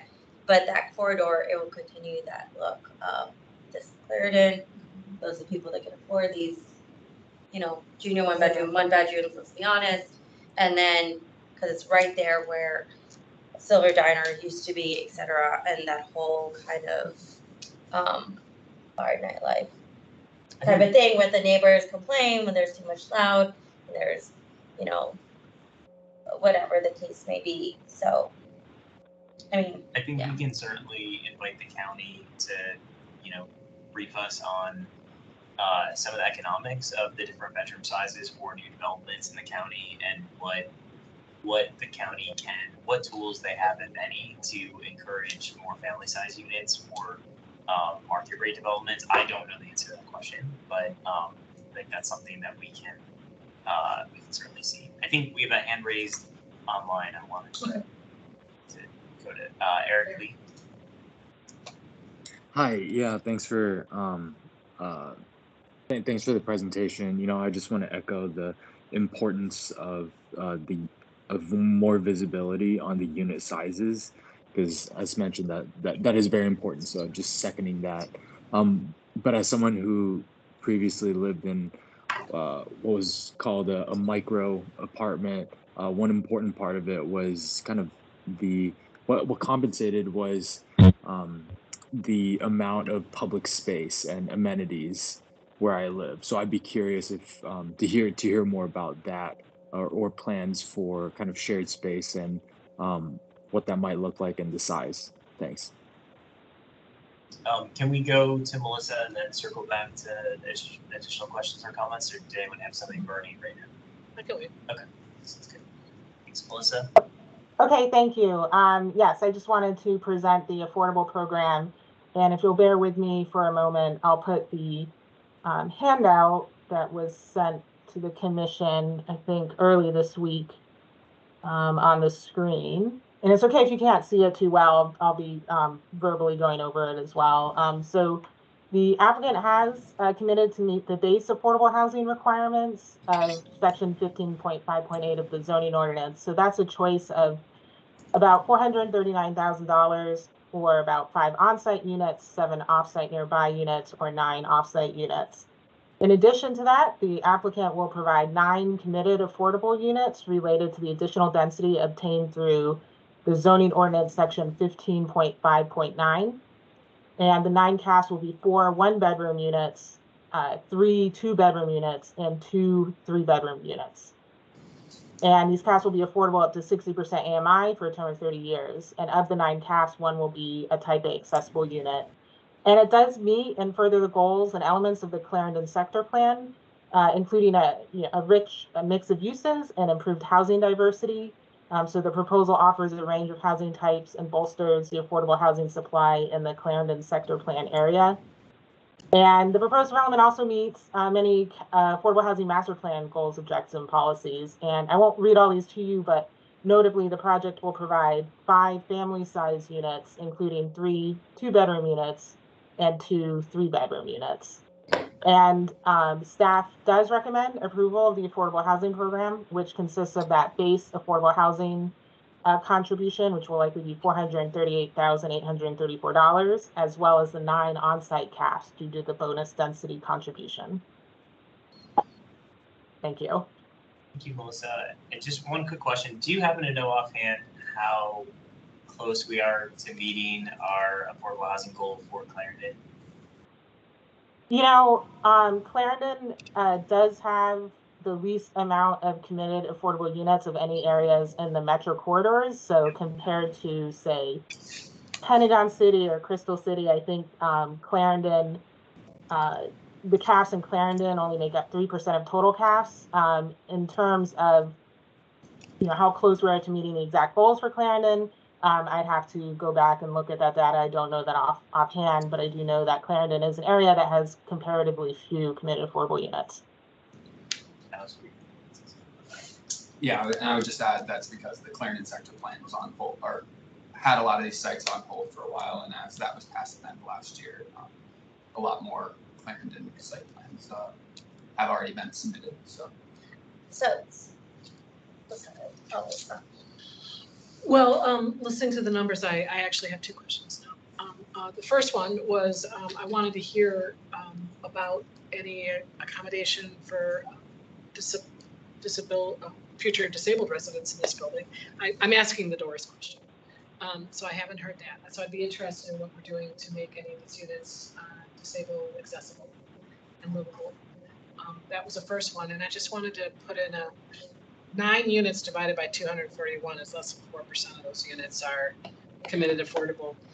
And I don't know, I mean, I'm not trying to be negative here, but I'd like to see that number higher, particularly in a building that's so close to a metro and is in such a desirable location. And particularly maybe the family-sized units, yeah, for the reasons that Annika said. So I would encourage the developers to think more aggressively on that number. And then now I'm interested in hearing how this building is accessible to the disabled. Sure. Mr. Crosby, do you want to remind us of how many ADA accessible units we have? Yeah, we have 2% of the unit count is type A, so that is 5 units. And one of the type A's will be a committed affordable unit. How did y'all arrive at these numbers for this building? 2% is required by code. And was there any reason to go higher? I mean, we're quite a diverse community, and whether you're old, I mean, the area is desirable for the elderly, for a number of reasons. I'm excited by the project. I like that the facade's being saved, although I'm still curious why it's historic, but I like that it looked the way it looks. I think it looks kind of retro and very interesting. I think you're trying to be really responsible. I think my major concern is I just wish we were a little bit more ambitious in the building with committed affordable units and those that are ADA compliant. Understood. David, go ahead. Oh, you're muted, David. Oh, you're So muted. How's that? That better? Okay, I'm sorry. Thank you for your questions. First of all, the entire building is compliant with the American with Disabilities Act. And so the entire building is accessible, both inside and outside. And that's really just a matter of law. We have to comply with that. And the other thing to note, you're asking about the scale of our affordability. So as we go through this process, working with the various departments at the county, we arrive at a comprehensive community benefits program. Our community benefits for this particular project are over $5 million, and 4.2 million of that is for affordable housing. So we've really overweighted and worked very hard.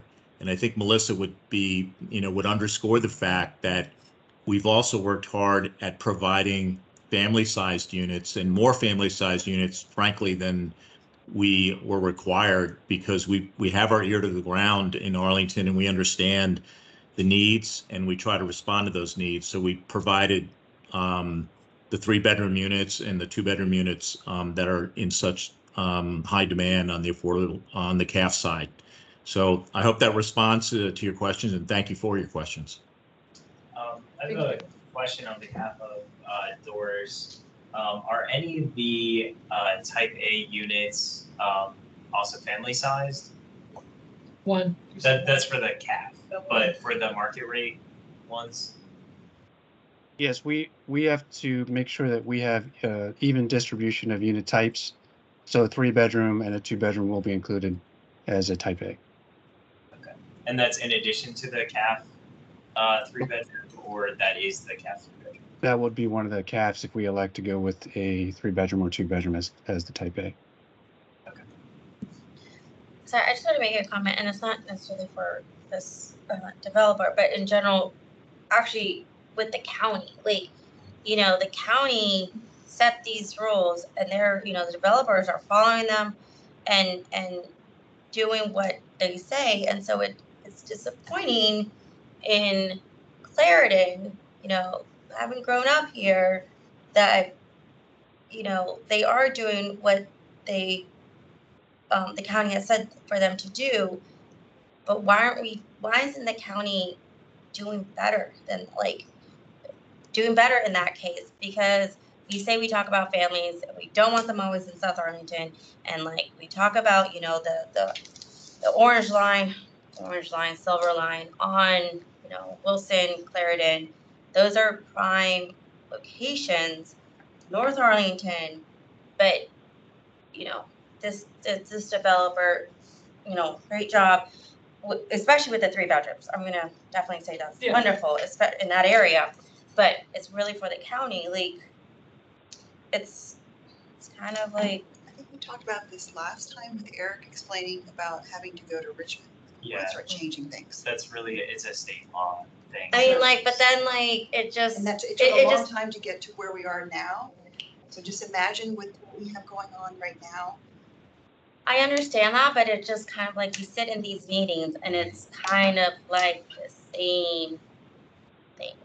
And I think, Sarah, when, as part of our plan for this year, we're gonna explore or look at and review the affordable housing ordinance. And I think as part of that, we'll be able to dig into what do we think there should be, and then talking to the county about like what kind of legislative effort can be put into place to try to get some passage in Richmond. My understanding, I think we talked about this before, that the county doesn't want to open that up with the current makeup of the General Assembly and the governor's office, for fear that the things will go in the opposite direction right now. But I think we're going to be exploring that this year. And I think it's worthwhile to see, you know, what we think it should be to still balance kind of the incentives that developers need to move forward with projects from a financial perspective and what the community needs. Well, yes, but then if the county has these like Clarendon plans and like Columbia plans, like, that's not determined by Richmond, is it? It's determined by the county. So if Clarendon is saying, you know, Melissa just said that it's the lowest to have affordable housing, can we change? Plans aren't ordinances, though. They're more like aspirational, I think, is the difference. The ordinance is like what you have to do. Yeah, so but in those plans aren't, why can't we do that? So I think they tie in. I think the plan came to us last summer, I think, before the commission for Clarendon. And the board approved, I think it was sometime last summer that it came before us. And because I remember, I think the big piece of discussion for us was the firehouse site and whether they should build affordable housing, and the planning commission didn't want affordable housing there, and we were saying, no, there definitely should be. And that was like the sort of major decision point that we had. But I think, you know, you're absolutely right. When I've looked at, you know, Plan Langston Boulevard and other things, people brought up, well, why didn't you guys make us think about more affordable housing in Clarendon when you were going through that process? And, you know, going back, I think, you know, I would have been a little bit more focused on that than I was at the time. But I think we can bring it up to the county. We can bring it up to the board that, you know, we want to see more as much as possible. In addition to looking at the affordable housing ordinance and figuring out, you know, what can the county try to lobby for in Richmond. Yeah, because like, you know, at this point, really the developers are doing what they're following, and great for them that they can do that, but you know, it's kind of, yeah, it's kind of like the same thing, and they're just gonna be, you know, back in the day it was like nothing, you know, and now there's a metro right there. You are going from a site that was a car garage to now affordable units. So you could look at it that way as well. I can't, because it's because I've lived across the street from Joyce Motors for 30 years. Well, I lived in Arlington, and I know what Clarendon was, and what it's gone to. Like, there's not necessarily families. Like, the families are in like the $1 million homes right outside of those sections of Clarendon. Like, you know, I literally grew up in Arlington. I do want to call on Aaron Berkey, who's patiently had his hand raised. Yeah, if I could weigh in here. So I guess I would just challenge us to think about the fact that all of us live in housing that was built by a housing developer. That's what developers do. They build housing, single family, townhouses, apartments.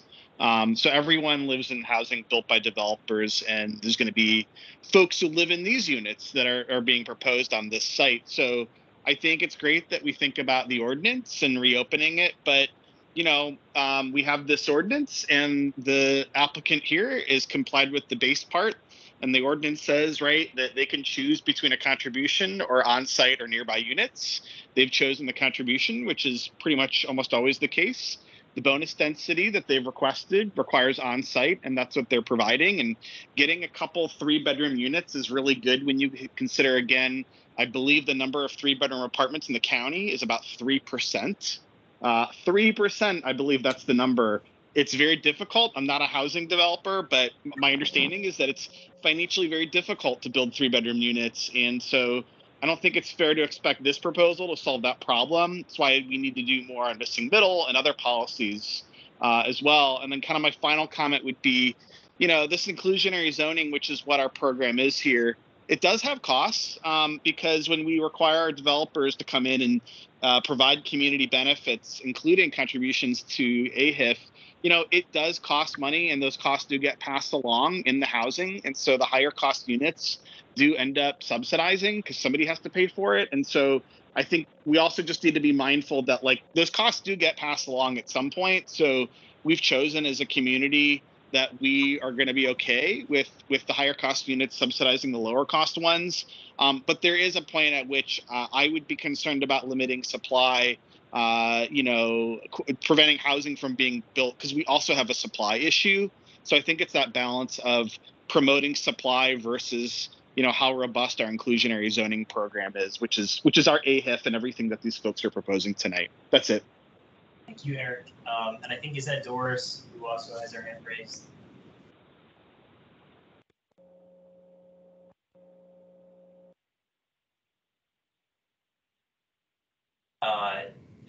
Doris, if you're speaking, you're on mute. Did you call on me? Oh, yep. Yeah, I'm sorry. It took me, I didn't know I was unmuted. So I muted myself. I just want to say I appreciate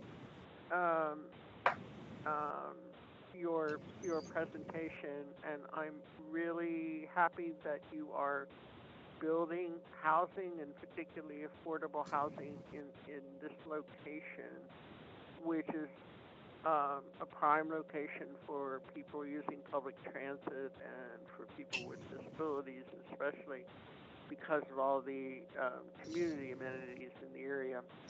And I just appreciate also that you are taking note of both the affordable housing requirement for accessible units as well as the building code. And the only thing that I do want to say about this for either this development or future ones is that I think we should remember that the building code requirement is a minimum, like much of the disability civil rights laws and requirements about accessibility and the scoping.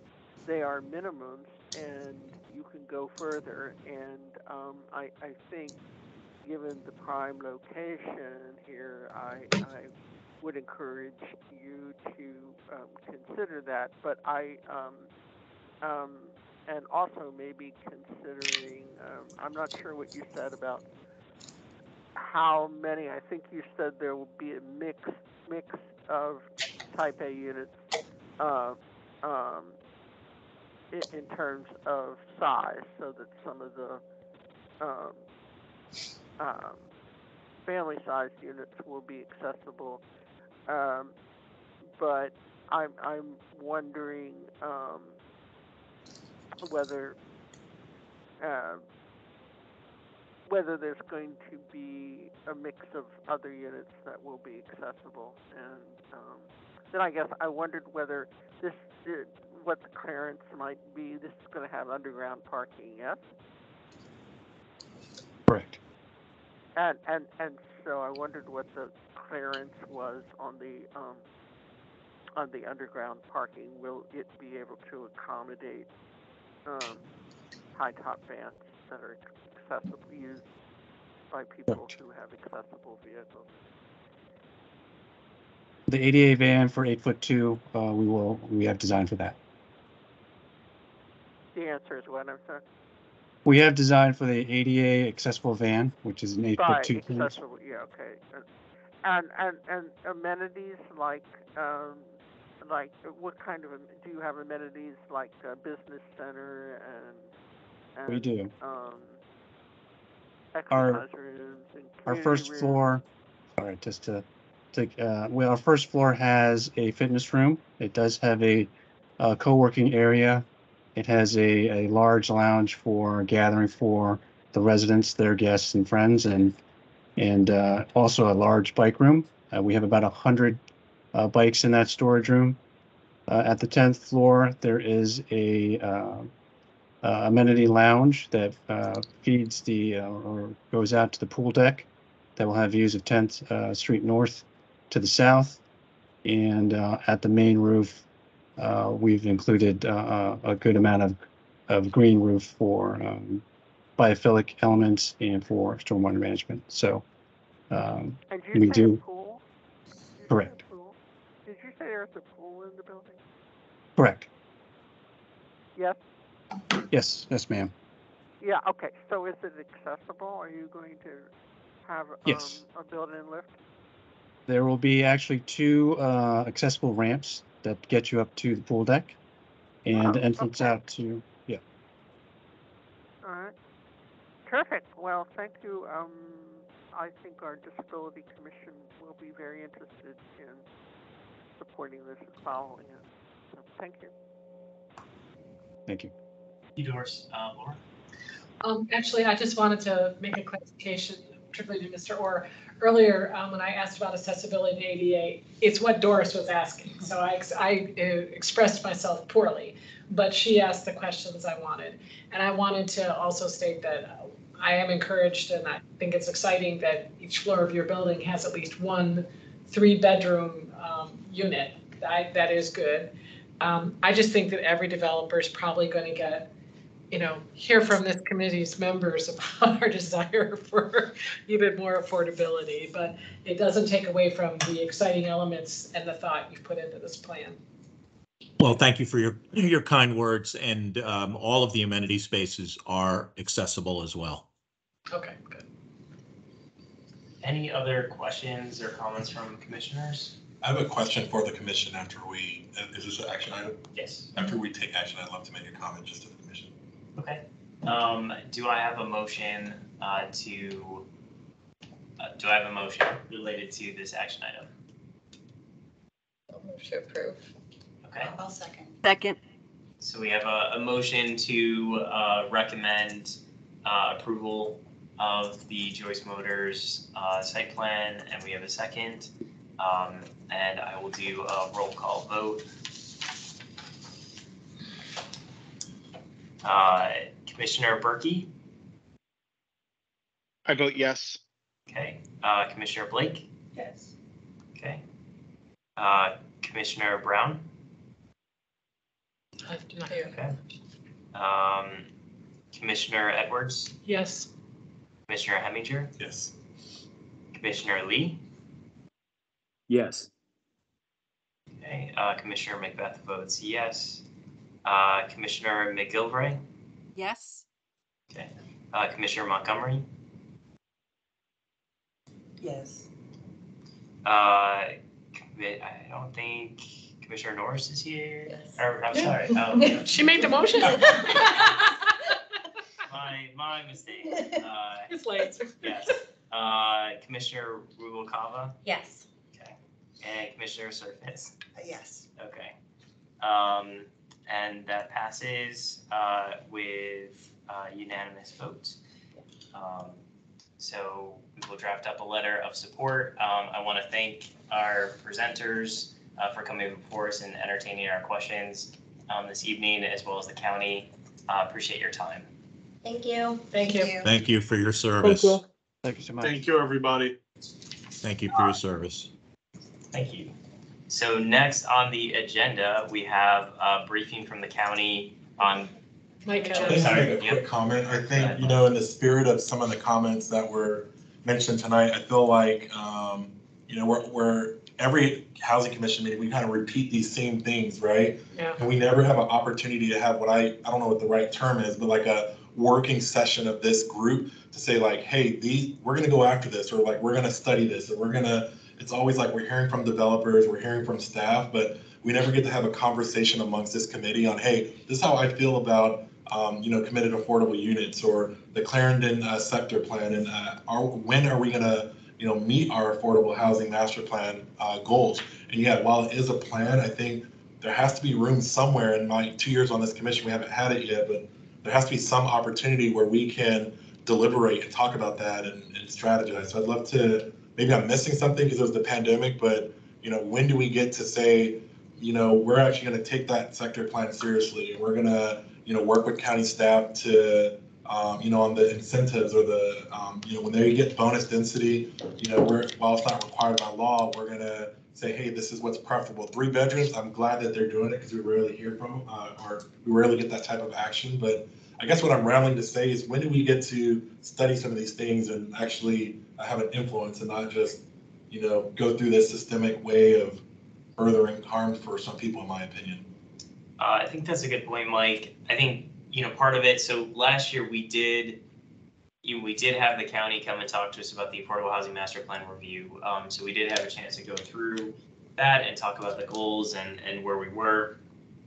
I think part of it, at least from my perspective, and if Eric wants to jump in, is, you know, being chair for the last couple of years, happy to hear from him too, is that we tend to come into the process pretty late in the game. You know, Ship has sailed. yes, like we come in right before the board considers it. There's no time for changes. There's no time for, it's, you know, we can either say yes or no, or we can say yes with some, you know, recommended changes that probably won't happen.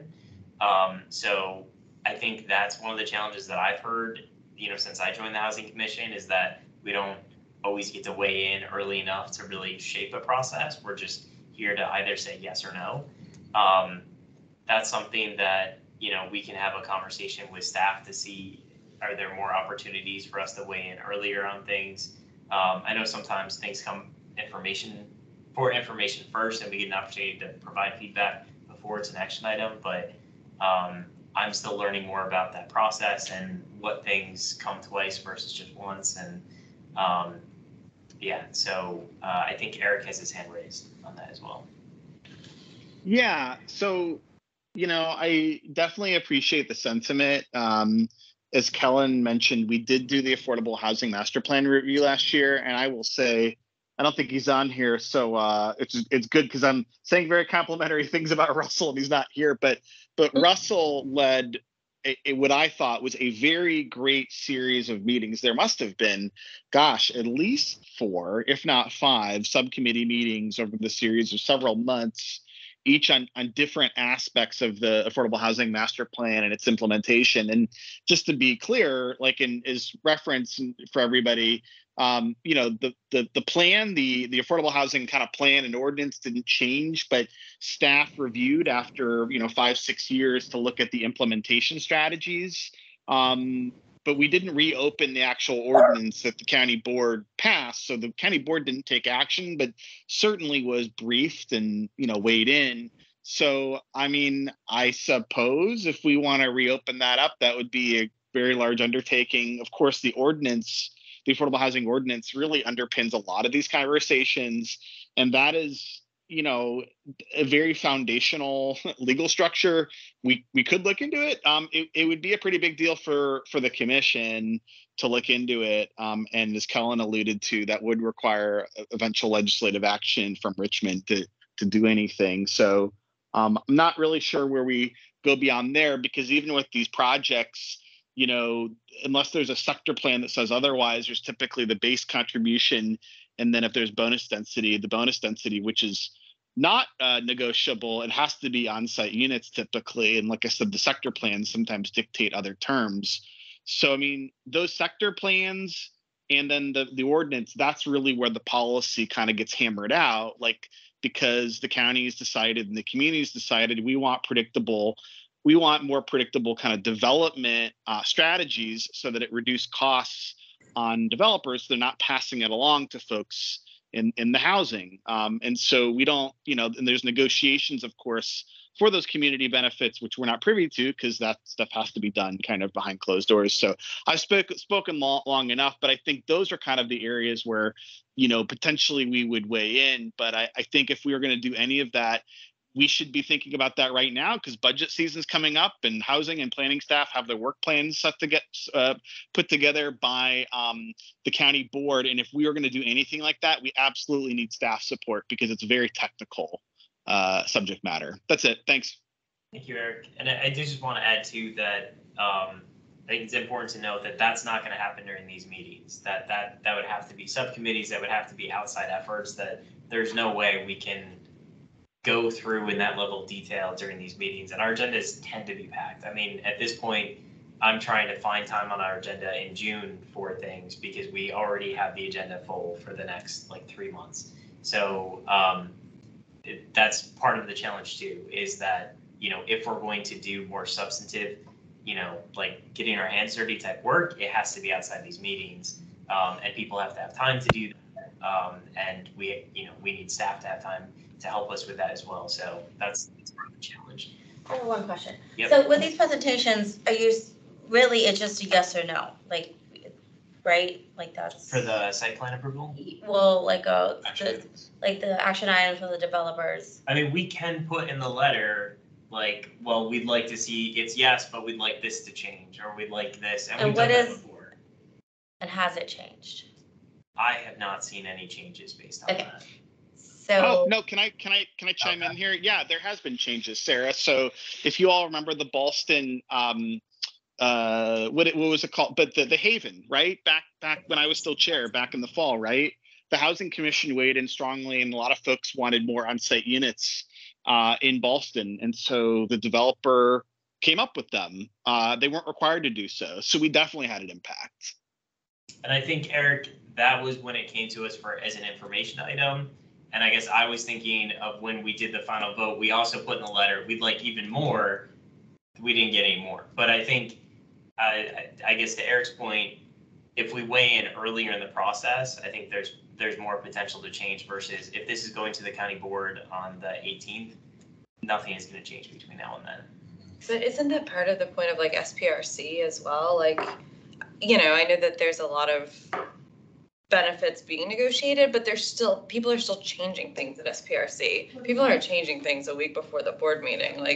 So it's the site plan review committee, and each one of these projects will have a group. So someone from Housing Commission, someone from major commissions will all be on that group, as well as a planning commissioner.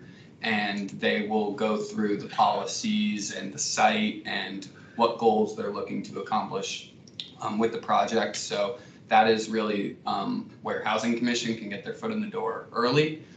Is by having someone from this group as representative on SPRC, and then, bring whatever they hear back to this group and, make the decision. Is it something that we need to add to an agenda, or is there, something we want to get ahead of and write a letter? So I think that, although obviously not a comprehensive solution, the SPRC is a good first step to kind of show what the Housing Commission is looking for. I think you could go there and say, don't make all your CAFs 1 bedrooms. The commission really wants to see 2s. And I think that's where you really might be able to see that kind of change happen. It's not going to be an ordinance overhaul, but it could, I don't know, make some of those changes that are really hard to make. So, and then with that, do we have a comprehensive schedule when all these site plans are gonna? So I email out opportunities. Unfortunately, some of them are emailed dates out, and either the date hasn't been formally set, or or if there's a reason to change, like room availability. But if you volunteer for an SPRC, then I'll make sure to stay in touch with you throughout the process. Yeah, and I think I have it, just kind of, this isn't the only thing I'm on, and then it included with work, and then trying, when they change dates around, then I can't make them anymore, and so then it's just like, So, yeah, okay. and we do have the ability to add an alternate, 2 alternates under each SPRC, so that if there is a date change, hopefully one of the alternates is able to fill in. So yeah, when I send out opportunities, just let me know and I'll add you to whatever meeting. But there's not like a full list, like just one email. Could it go on here? Should we add like SPRC for these projects? So it should be at the very bottom, meetings roster. So those are the 2 in between last time and this time that happened.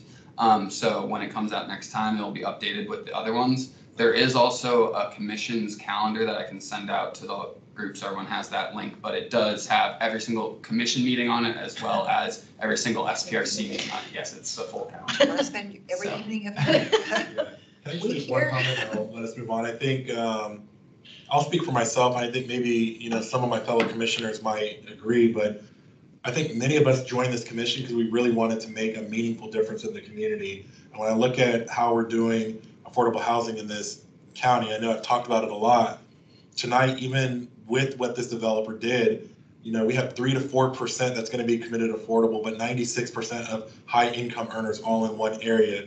Conversely, we're doing 100% committed affordable, which in my opinion, I think is modern day redlining. So I think I'm here to try to disrupt that system and try to, make change. But it feels like by the time it gets to, us to take action, we're just rubber stamping it. And a lot of times where, I feel like my hands are tied, we have to move the project forward, but it's like advancing a system that's caused harm to a lot of people. And so if SPRC, if that's the way to get in there and make a difference, then, maybe that's where I need to spend my time. But, I'm here to try to do what I can to feel like I'm making a meaningful difference in the community. I think this is a good point, Mike. I think too, part of what, we had put in our work plan for this year around the equity analysis is trying to make sure when site plans come before us that we also get sort of, information on what is the impact of this and trying to make sure that that's part of the process. And I was gonna provide an update on this later in the meeting, I guess during the subcommittee time, but yeah, I know. So I met with Samia Bird to talk about, how we can start having that equity analysis happening in things that come before the Housing Commission, as well as a framework for us as commissioners to use. She'd sent me a draft framework, and I still need to go through that and eventually bring something back to the commission. But she'd had one meeting, I believe, with the head of planning, as well as the head of CPHD, I believe, and then she was going to pull in Ann Benicia, the head of housing. And then I had requested I want to be part of the meeting sort of after that. Things shifted calendar-wise, so that got pushed. And what I basically heard, so Ann Benicia had said, staff is very committed to trying to incorporate equity into this work and figure out who's benefiting, who's impacted by these decisions, making sure we have data to support, that information. As well as making sure that we're consulting with historically disadvantaged groups and other groups that traditionally the county does not do a lot of outreach to. The thing that I typically hear is we just don't have the staff to do that. We don't have the resources currently to fully implement that. It's something that they want to work towards, but it's been a struggle. So I think, again, as we look at the budget recommendation, that's really key to me, is that I would like the commission to send a strong message to the board that if you are actually going to take equity seriously, you have to provide resources behind that. You can't have staff saying, we don't have the resources to do an equity analysis for all these projects, because that means equity is not a priority for the county. And I had that conversation with Matt DiFerenti, who acknowledged, yes, he agrees that's a high priority, but he doesn't think that the board will do anything on it this year. But we should certainly keep asking. So I think these are all things to also keep in mind during the budget discussion that we have in March as well, to make sure that we can ask for the support that is needed to make sure that these things are really thought through. Eric?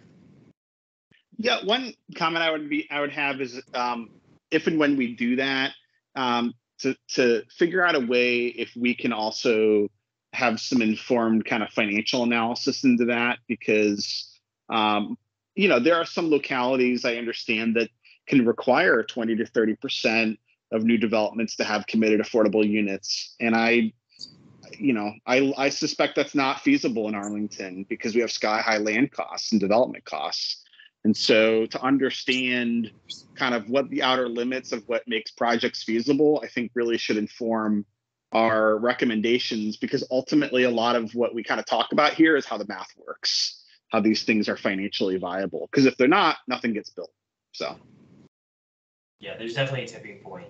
I mean, there's a lot of disagreement about what that tipping point is across the country, and we're certainly not the first jurisdiction to be talking about this. But yeah, I definitely think that's a key part of it. I don't think the county would ever move forward with something that they thought would end new development, and certainly the state won't. So any other questions or comments before we move on to our briefing on residential conversions? Okay, great. So with us tonight is Anthony Fusarelli from Planning Division and Mark McCauley from AED. Yeah, I'll kick us off, and thanks for having us tonight. This is obviously an information item, and we want to give you an update on sort of some of the thoughts that county staff have worked through on office residential conversions, obviously a very hot topic. I would just want to stress that this is not a final. This is an iterative process that we're continuing to track where the market is and where opportunities are in our regulatory process. So it's going to be a relatively short presentation, and then we want to open it up to Q&A.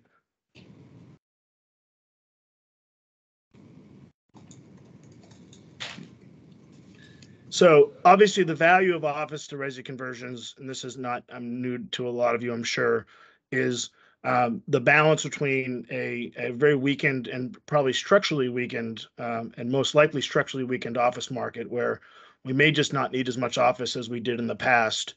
And a strategy of not only trying to be aggressive filling that office space with new uses, and which we are working under a commercial market resiliency initiative, but also how we take out of service older obsolete buildings to decrease office supply, create a stronger market positioning for existing remaining assets, but also increase housing residential supply and return those assets to fiscal productivity.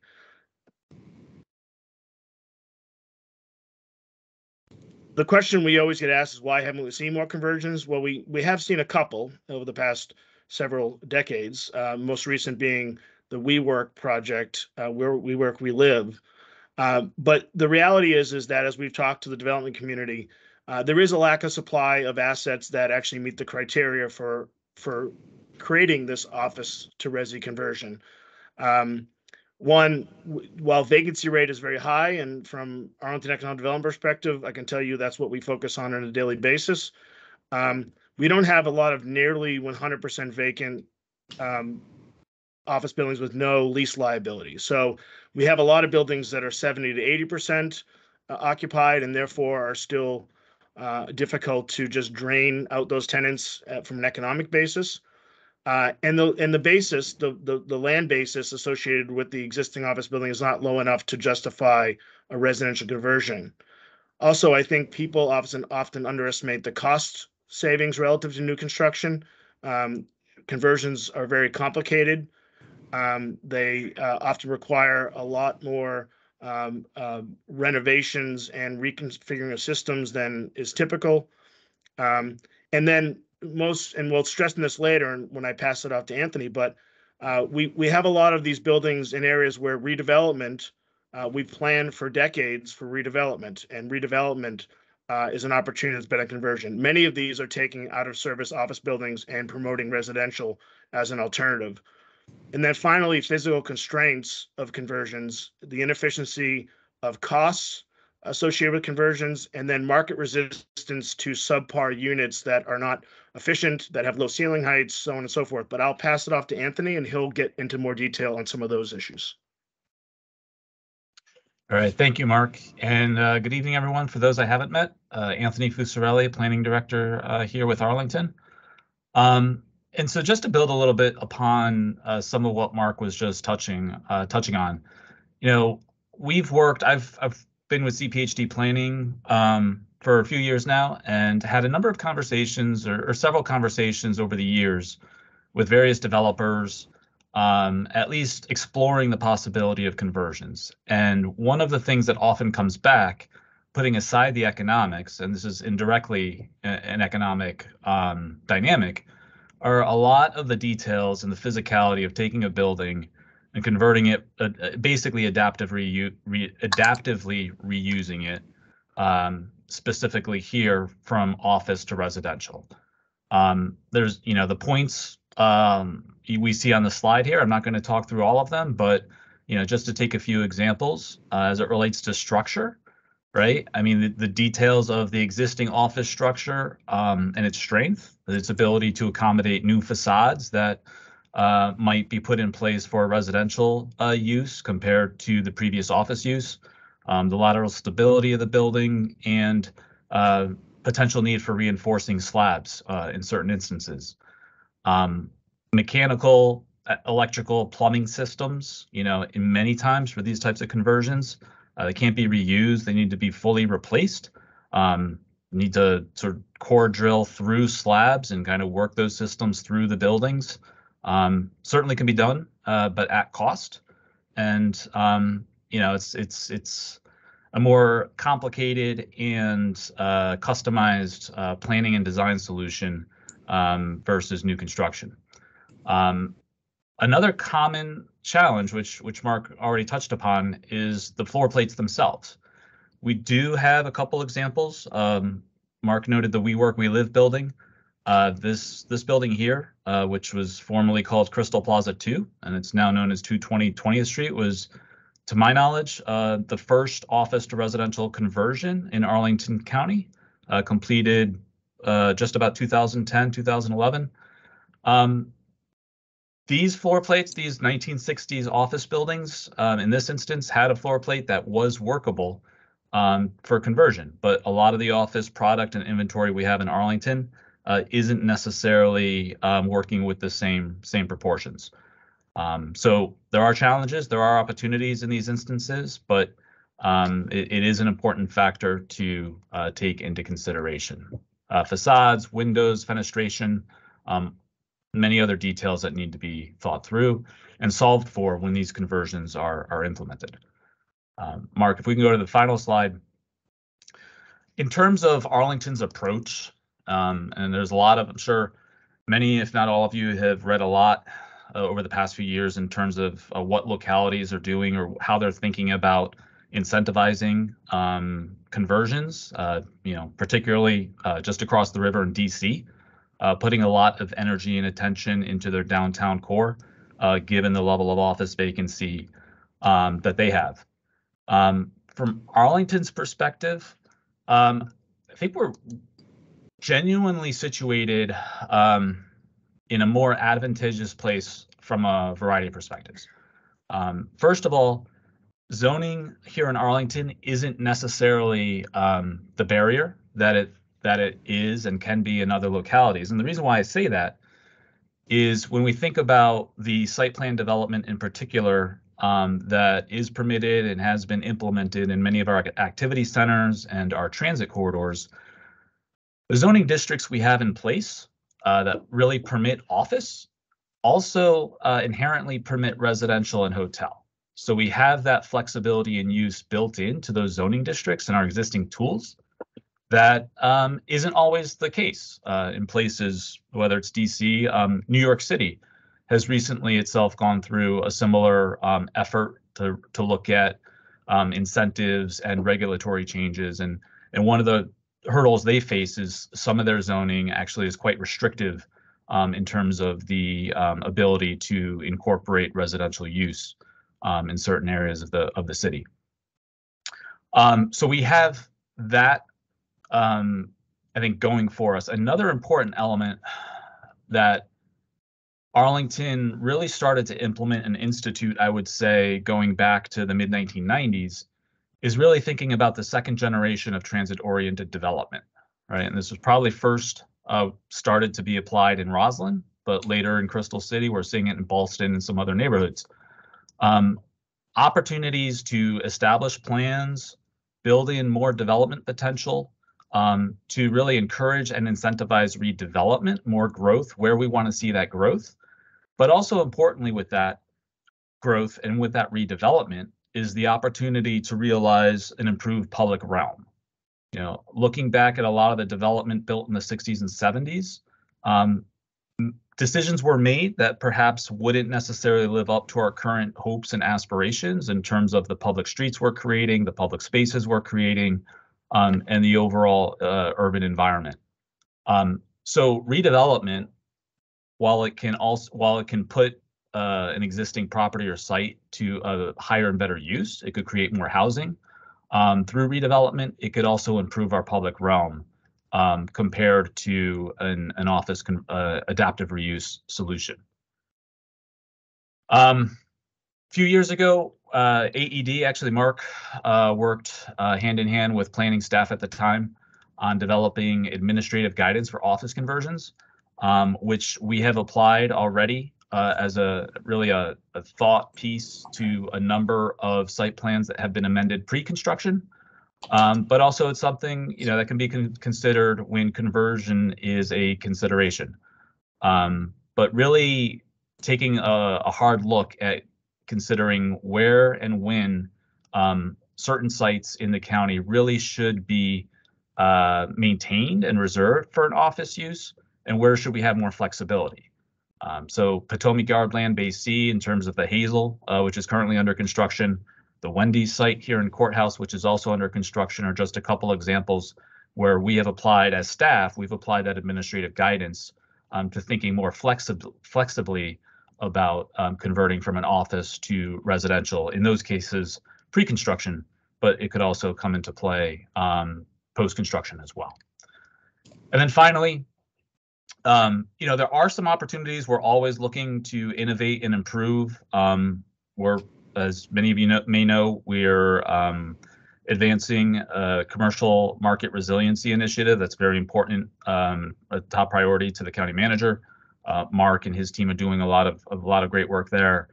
So when it comes to zoning, if we do learn about impediments or challenges that the market is facing, we are more than willing to, you know, dig in and explore those and see how it could be improved. Live work units is one example where perhaps our current zoning structure doesn't address that use as cleanly as we might want it to.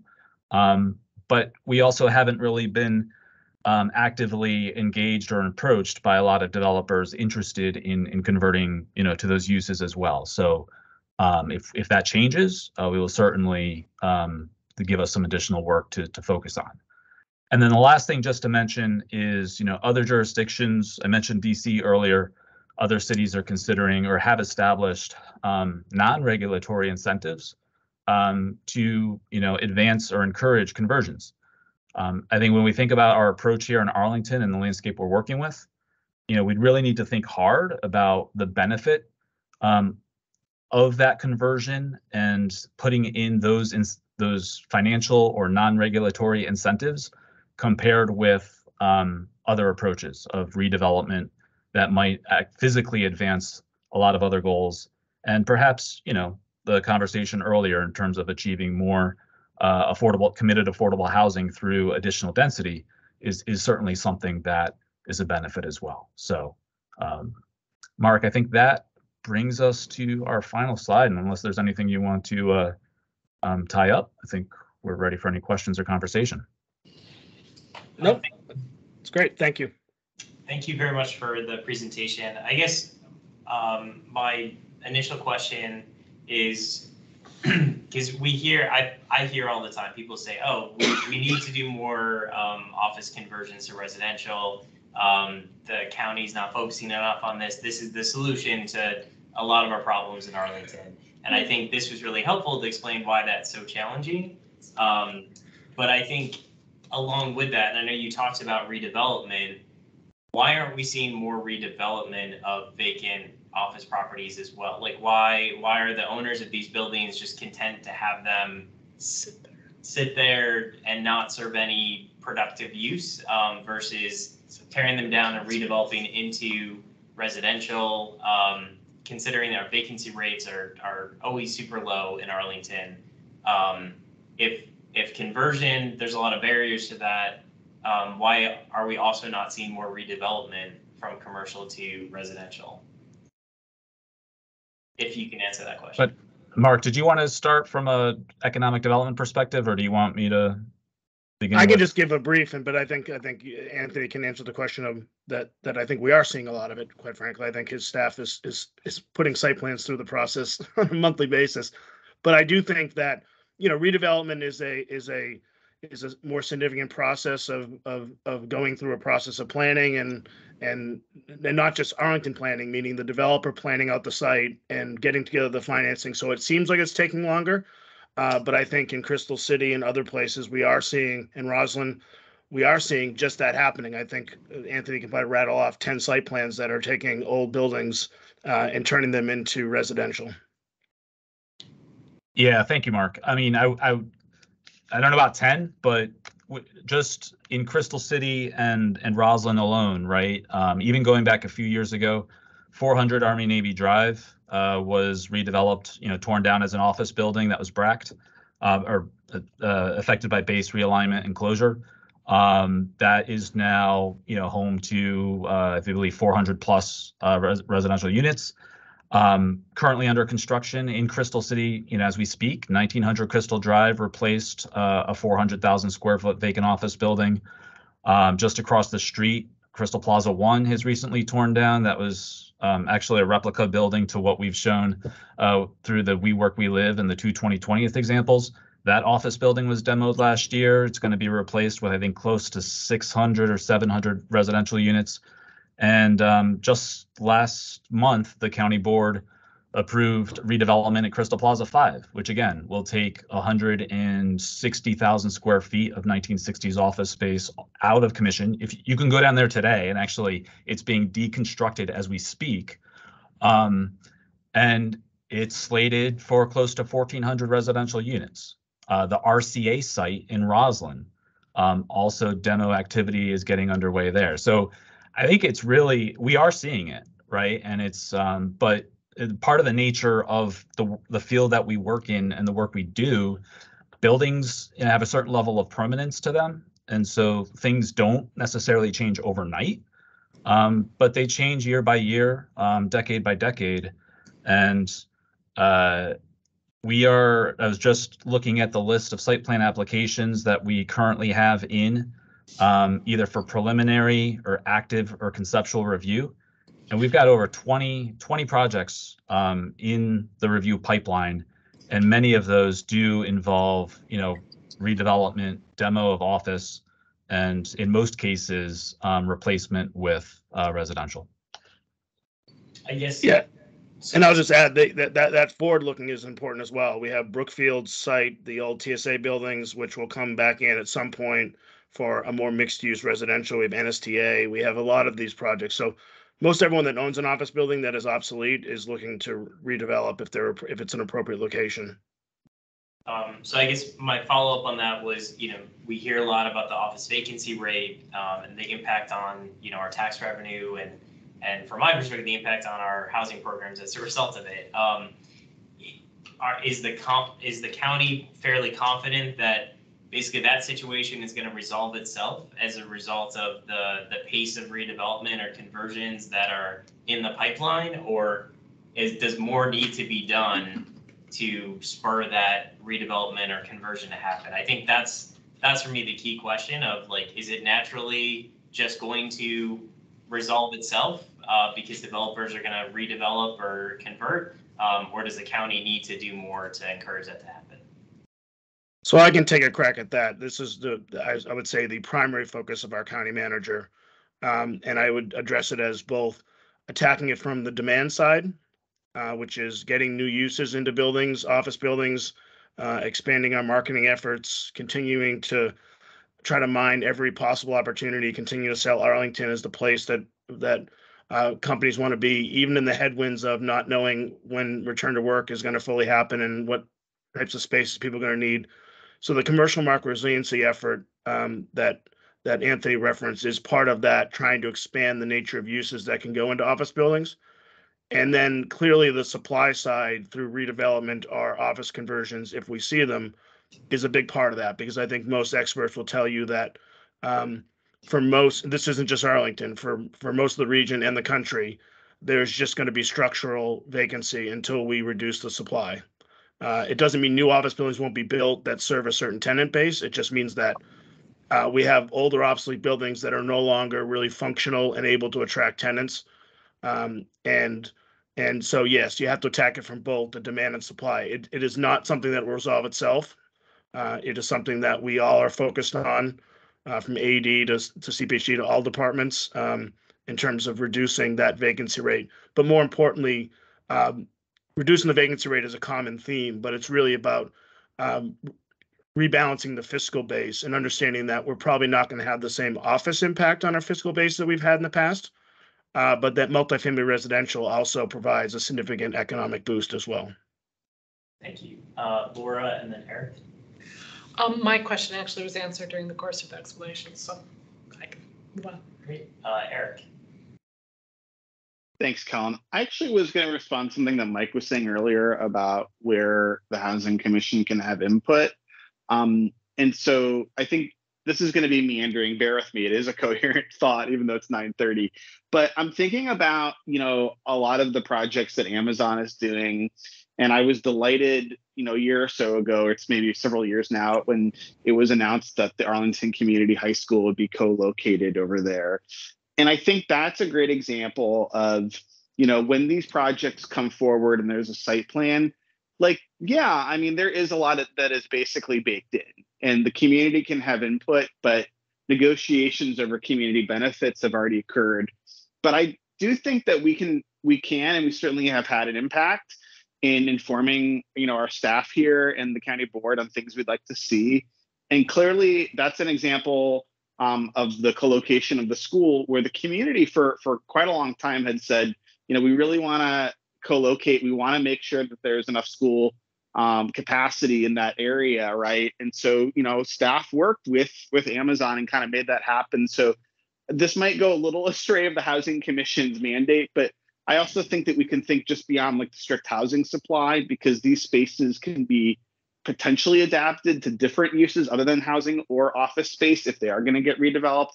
And that creativity could help us when the county, say, acquires some, I'm forgetting the project here, but the county acquires some spare space, or as a part of a transaction, we get some land, and then we can use that for housing and then use this other land for something else. So I think that's what the county's doing, and I kind of applaud that here. But I think it's important for us as a commission to keep weighing in and saying, here are the types of things that we want as a livable community. I mean, Mark was essentially saying, at some point these buildings will turn over. When and how is up for debate. And so we just need to keep advocating for the things that we'd like to see for livable communities. Thank you, Eric.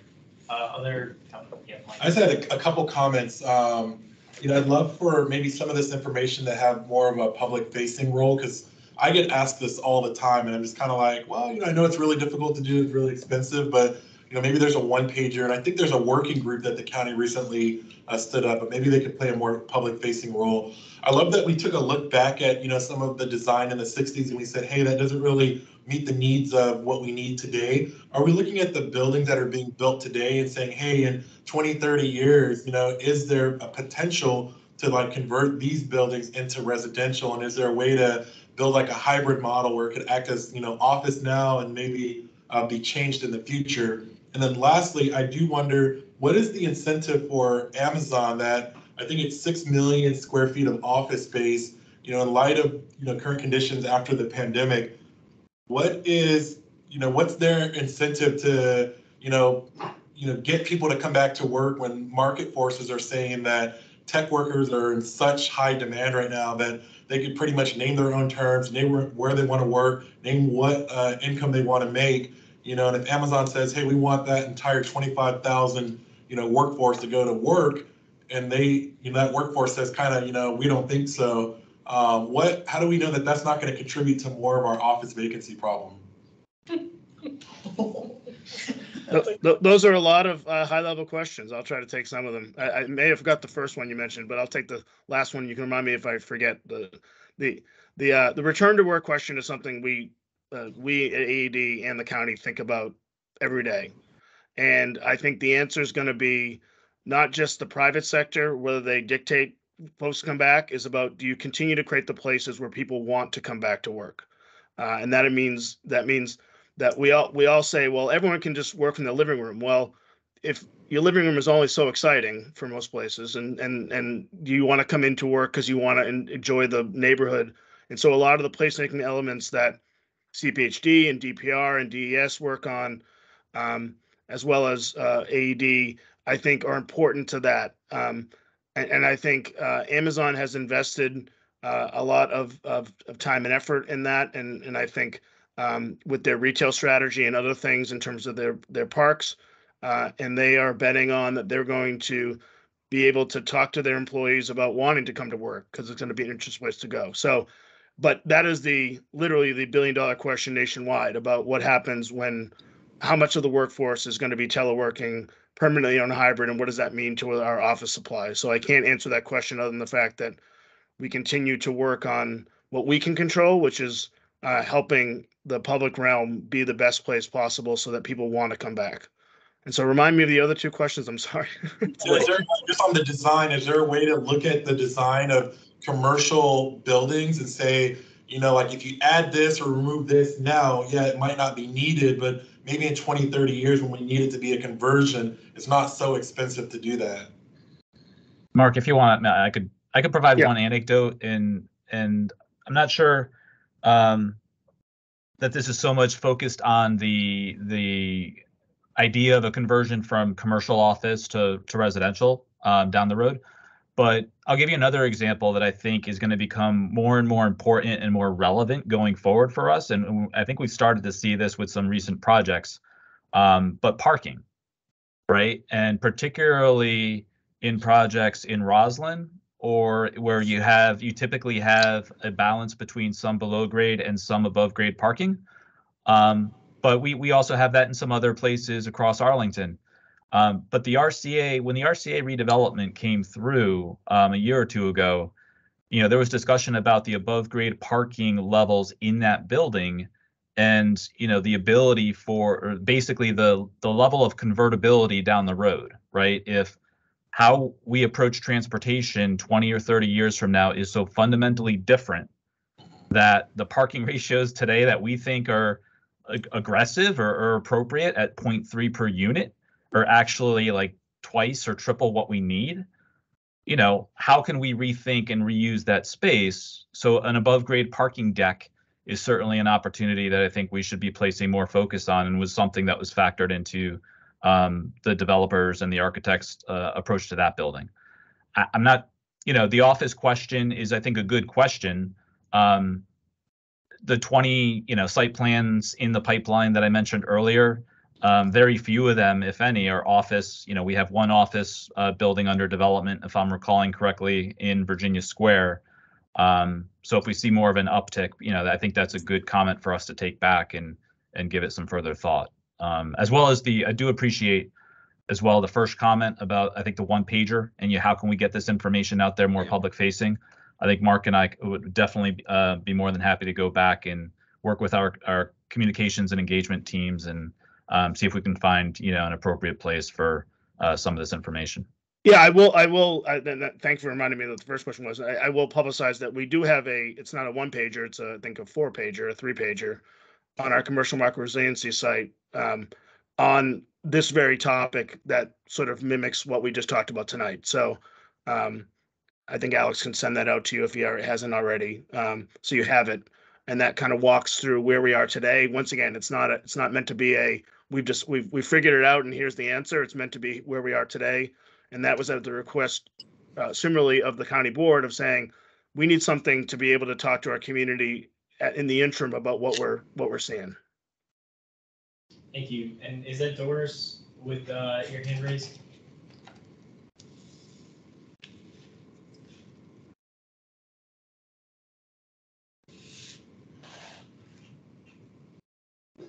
Doris, are you there?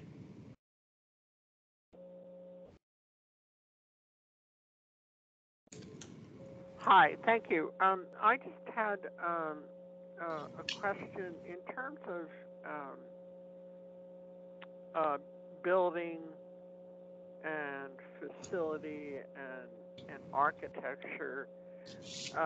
What considerations do you either anticipate or that you've researched go or that you've actually seen go into the conversion from an office building to a residential?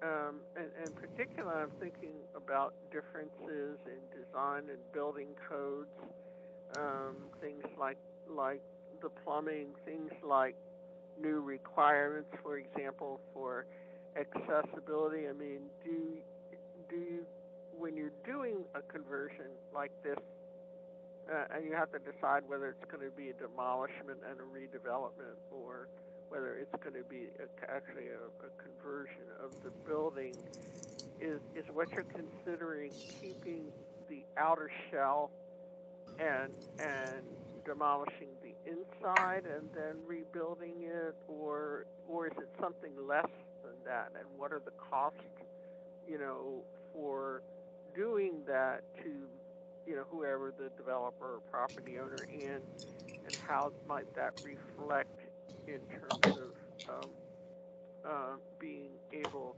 to come out with a residential building that has a significant number of affordable units? Yeah, well, Mark, I can jump in just on, I think, some of the physicality and the architecture and building components. And again, we don't necessarily, we're not architects here in the planning office. We may have one or two people who are, trained as architects. So from a planner's perspective, and based on conversations we've had with developers who have either built these projects or explored building these projects, these conversions, Doris, it's exactly, some of the things that you pointed to are all those details that really need to be thought through and solved for, right? The mechanical systems, the electrical and plumbing probably all have to go and think about how that's going to get redone, how it's going to be drilled through the concrete slabs. Do you need to reinforce some of the concrete slabs, and are the floors strong enough to support the new facades? I think, in Crystal City alone on this one block, we have slides that show 2 buildings on opposite corners of a block that are conversions. And one of the buildings at the northeast corner, 220th, they literally did basically take that building down to its concrete slab and columns and then basically rebuilt it. So that's one approach. And then the other approach for the We Work, We Live, they actually kept the exterior facade and the skin of the building in place, intact. Applied some paint and some, details, but it did not go through the level of deconstruction and reconstruction that it's the building did at 20th Street. So, and I think that's just a function really of like the developer's perspective in terms of, what's economically feasible, how do they make the project pencil out overall, and then how do they accommodate all the costs that go into replacing the parts of the building that need to be replaced or updated, and still feel like they're getting a strong enough return on investment to have the project go forward. So, Mark, I don't know if you'd want to add some points more from an economic perspective. There also is, I mentioned in one of my slides, market resistance, but there also is just a quality of life about how you convert buildings. If you think of older office buildings, many of them have deep floor plates and low ceilings. Well, it's very hard to just convert that building as is without creating units that have no natural light in them. So the solutions that other developers have come up with when appropriate is pick smaller floor plate buildings that you can make economically work, but also like with WeWork We Live, they put all their micro units, and when we say micro units, they were Murphy bed units, where they were so small that the bed was was in the wall, but they put them all on the ring of the windows, and then used the center core as a joint amenity space. So it wasn't a place people had to live. It was a place they congregated and had, it was a very unique concept. Other things we talked about live work, other of the Fairfax and Alexandria projects, they've created it where the residential side of it is on the window, and say maybe a workspace is interior, so it's not nearly as detrimental. But as Anthony said, sometimes when an architect looks at it, they'll say, well, we have to start tearing up slab. And when you start tearing up slab, then it comes a question of why don't we just tear down the whole thing and rebuild the skin if the skin is the only thing that's being kept. I will say that the one thing that conversions do have going for them is underground parking. If you have underground parking, you can save significant money on not having to rebuild that. But even then, that's a logistical challenge of how you access that parking with a new building on top of it. So we're not trying to be pessimistic. I hope we're not leaving that impression, but we just want to explain sort of why we're not seeing as much. But I think we'll see some, but I think we'll have to it'll be a case by case basis of what buildings sort of thread that needle. Thank you. Any other questions on this topic? Nope. Okay. So we're actually going to skip the next agenda item, not just because it's 9:40, but also because I have not finished the annual report for last year. So that will come before the commission, hopefully in March. And then we have development updates as the next agenda item. Yeah, real quick update here, but an important one. So the FY24 AHIF notice of funding availability will be canceled for FY24. So we're not going to issue a NOFA. The county has recently made significant financial commitments, which obviously all are aware of, to construct and preserve affordable housing in the county, including Barcroft and Crystal houses. Barcroft, obviously the December 21 approval with a $150 million county acquisition loan and financed by a short-term line of credit to preserve affordability at the Barcroft apartments. So staff does continue to explore strategies on how we're going to pay down that line of credit, and that may have to include using a portion of our unallocated balances. So also for Crystal houses, we heard an item on that last month, I think. So there's approximately $53 million in gap financing anticipated for that project. It will, planning to deliver 655 CAFs at the Crystal House infill site.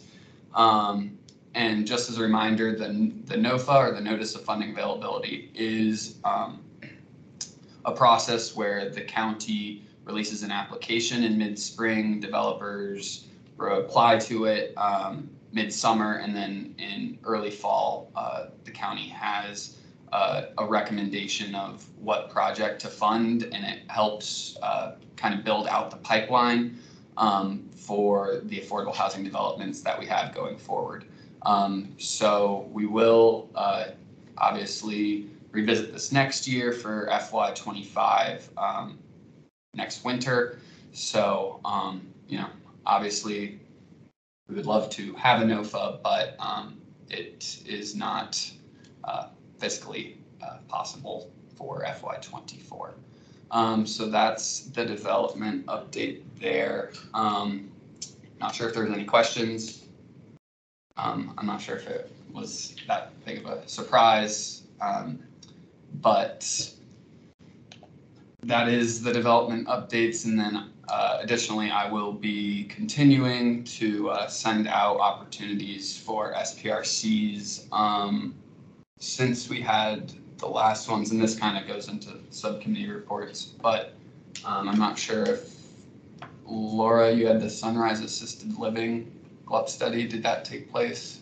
It did. I don't have my notes on me. Okay. Can I submit them in writing for the group? Yeah, and Okay. if you could send them to me, then I'll distribute them. That'd be great. And then there was a Wilson Boulevard special GLUP study. Margaret, I think, covered that. I'm not sure if she's on the line. I was just the replacement. So I think Sarah was covering that. I could not make that. Yeah, I have you as the rep and Eric and Michael Heminger as the alternates. But I'm not sure if that was the first of two. There's usually two SPRCs. But if not, then I'll make sure that we have the date for the second one.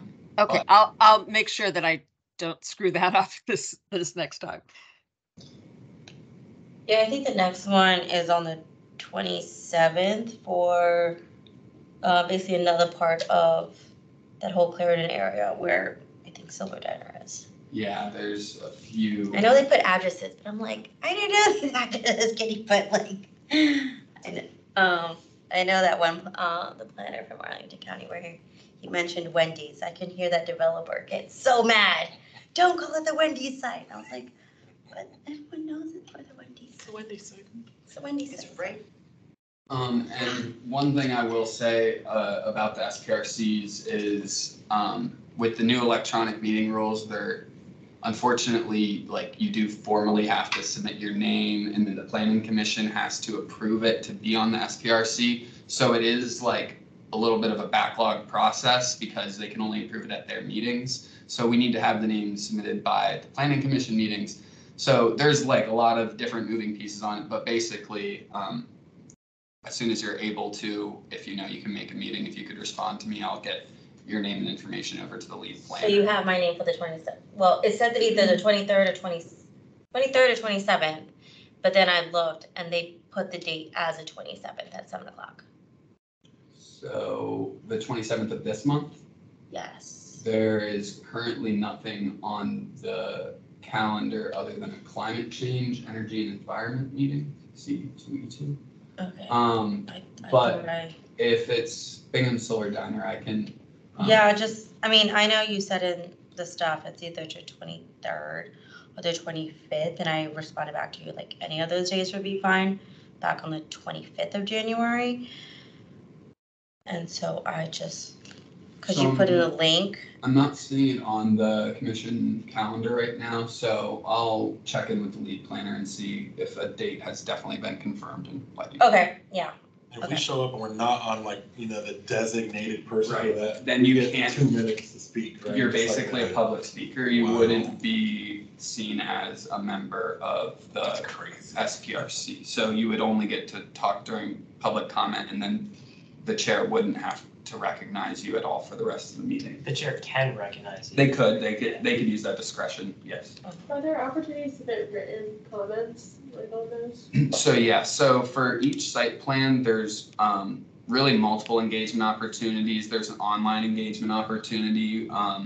So yes, to the written question, and then there's also usually they do a tour and they walk the site at the very beginning, and then there will be 2 SPRCs, one focused on kind of building design architecture, and then a second one which we're more important to, which has to do with community benefits. Okay. And so we could, do we typically as a commission like submit written comments or only go to these meetings and speak? So in my experience, and I've only been in this role for a year, so not that much experience, but usually it's just a commission member attends it. I think writing a comment, as yourself, totally, normal practice. I think if you were looking to make a comment from the commission, it might be in the form of a letter from the commission. Yeah, But that, yeah. And that typically just comes before it goes to the board. So after the SPRC process is done, and then like tonight, we'll have a letter that goes for the Joyce Motors development or whatever the address is for it. But that's usually when the commission as a whole will weigh in. Okay, so really Michael's point about trying to have more impact, it's really we need to be there in person, I guess. There's not really an opportunity to do written comments in advance. I mean, I do this for a living, so Yeah. that's how I think about. I think we probably could get better at figuring out a way to ensure that whoever's representing the commission has gathered input from the commission or kind of Yeah, brief that's them. kind of and- what I'm getting at. Is Yeah. like how maybe even like templated like policy positions that we have on like disability and like I don't know. I don't think it's possible. I think that's a really good point. I think just resource and time wise, Yeah. we have to figure out how we could put something like that in place. And also with the challenge of how we have to officially meet and provide advance notice if we're going to discuss anything as a commission. So it just limits what we can Yeah, it is. what we can do. Yeah. Yeah. So Okay. Yeah. if there's 3 or more people, it's considered that are housing commission members. It's considered a public meeting, so we would have to provide notice. Is there like a subcommittee of the housing commission that's specifically focused on this? Because right now, like we're sending reps, but could we say these are the future ones, and then at this subcommittee meeting we're going to discuss this meeting that's happening next month? Or So I actually had a question about the subcommittee. So I know we have tools and trends. I don't know the last time that met or who is chairing that. And I don't know if that's something that changes every year or. So we also had Holly on bricks and mortar. Yep. So that is open. Tools and trends, I guess the last couple meetings that happened there were with the Affordable Housing Master Plan Implementation Framework. I'm not sure who was I went to sharing several of them. those. It was. Did Eric Berkey chair? You and I were bricks. I don't think so. No. It was. I thought it was like Doing co-chair. something. Yeah, we were something. Oh, yeah. I think we were in it. Yeah. So it sounds like it's worth looking at, other than the homeownership subcommittee, it doesn't sound like we have any active subcommittees right now. So exploring what those should be, and I'm happy to take a stab at that and come back to the commission with some recommendations. And as I said last month, I still need to schedule one-on-one meetings with everyone to talk through everything, but only so much time. But yeah, hopefully that can inform, because we have our plan of action or our work plan, and the subcommittees need to be a part of, okay, how are we actually gonna get this done this year? So that's something that I can come back to the commission with. And I did also want to add, I know do we have anything on home other We than have the a meeting? meeting a week from tomorrow at 8:30 in the morning in probably one of these rooms. But it's also mostly virtual. I will be there I virtually. mean, Mike and I have to be there. I was just about to ask if I could be virtual. Well, I think we have to figure it out. Say that again. So that is set, I don't know, who's setting the Caitlin times for- Jones is setting the schedule. It's on the website. Yeah, feedback we having to take time off of work for it, unfortunately, but It's recorded, so you don't have to, if you just want to learn, you can just watch it later. but yeah, if those meetings going forward could be shifted to the evenings, that would, I don't think that's gonna happen. they're not. Is that because staff is not interested in doing that, or? It's because staff has so many evening meetings, they have asked to do daytime meetings. I mean, that's convenient for staff. But they also do them, like, we do them at different times of the day, like, also, like. Yeah. Okay. Well, we can have a separate conversation with staff to see about that, because it makes it, and we're running into the same thing. DHS is doing their strategic planning for homelessness, and everything is during the day. And it's like a 4-hour meeting in the middle of the day. It's like, how do you expect anyone in the public to attend this who doesn't work for an organization whose job it is to be there? And like, sorry, you can't attend. So yeah, I think that's a larger issue. Yes, Lauren. I was just gonna say, I'm getting lightheaded. It's been so long since I had sleep or anything to eat. I did just want to say one thing about the missing middle meeting next week. So I don't know, I don't think anyone signed up for public comment yet. No, the agenda will go out tomorrow, so that's when public comments will. Get ready. Yeah. And then staff will do a presentation, but not a thorough presentation of each of the different options, I believe you had said. So it's like an overall presentation? Yes, I'm not sure exactly what, but it will be they haven't really presented the whole item before the commission in over a year, if at all. So it will be the whole team there. There will be 3 or 4 staff members. And if you have questions about any of the options, they'll be prepared to speak to all those. The meeting's hybrid, right? Or where's this being? It's held? virtual. It's all virtual. Yeah. All virtual. And I would encourage people to try to do your homework for that meeting. Yes. You can come having read through what the options are and having some ideas about because we don't want to spend 4 or 5 hours trying to come up and go through, which of the options do we support? So people can come as prepared as possible. Yeah. That would be helpful. And I did just want to add to that, I had sent an email after the county board meeting on Missy Middle to Matt, our county liaison, expressing my deep disappointment and surprise that they took 7 and 8 plexes off the table during They are actually completely off. They're off the table. Yep. I mean, I'm kind of not surprised that. They're So, still on people's signs. I had multiple conversations with Matt leading up to that meeting about when the housing commission should weigh in.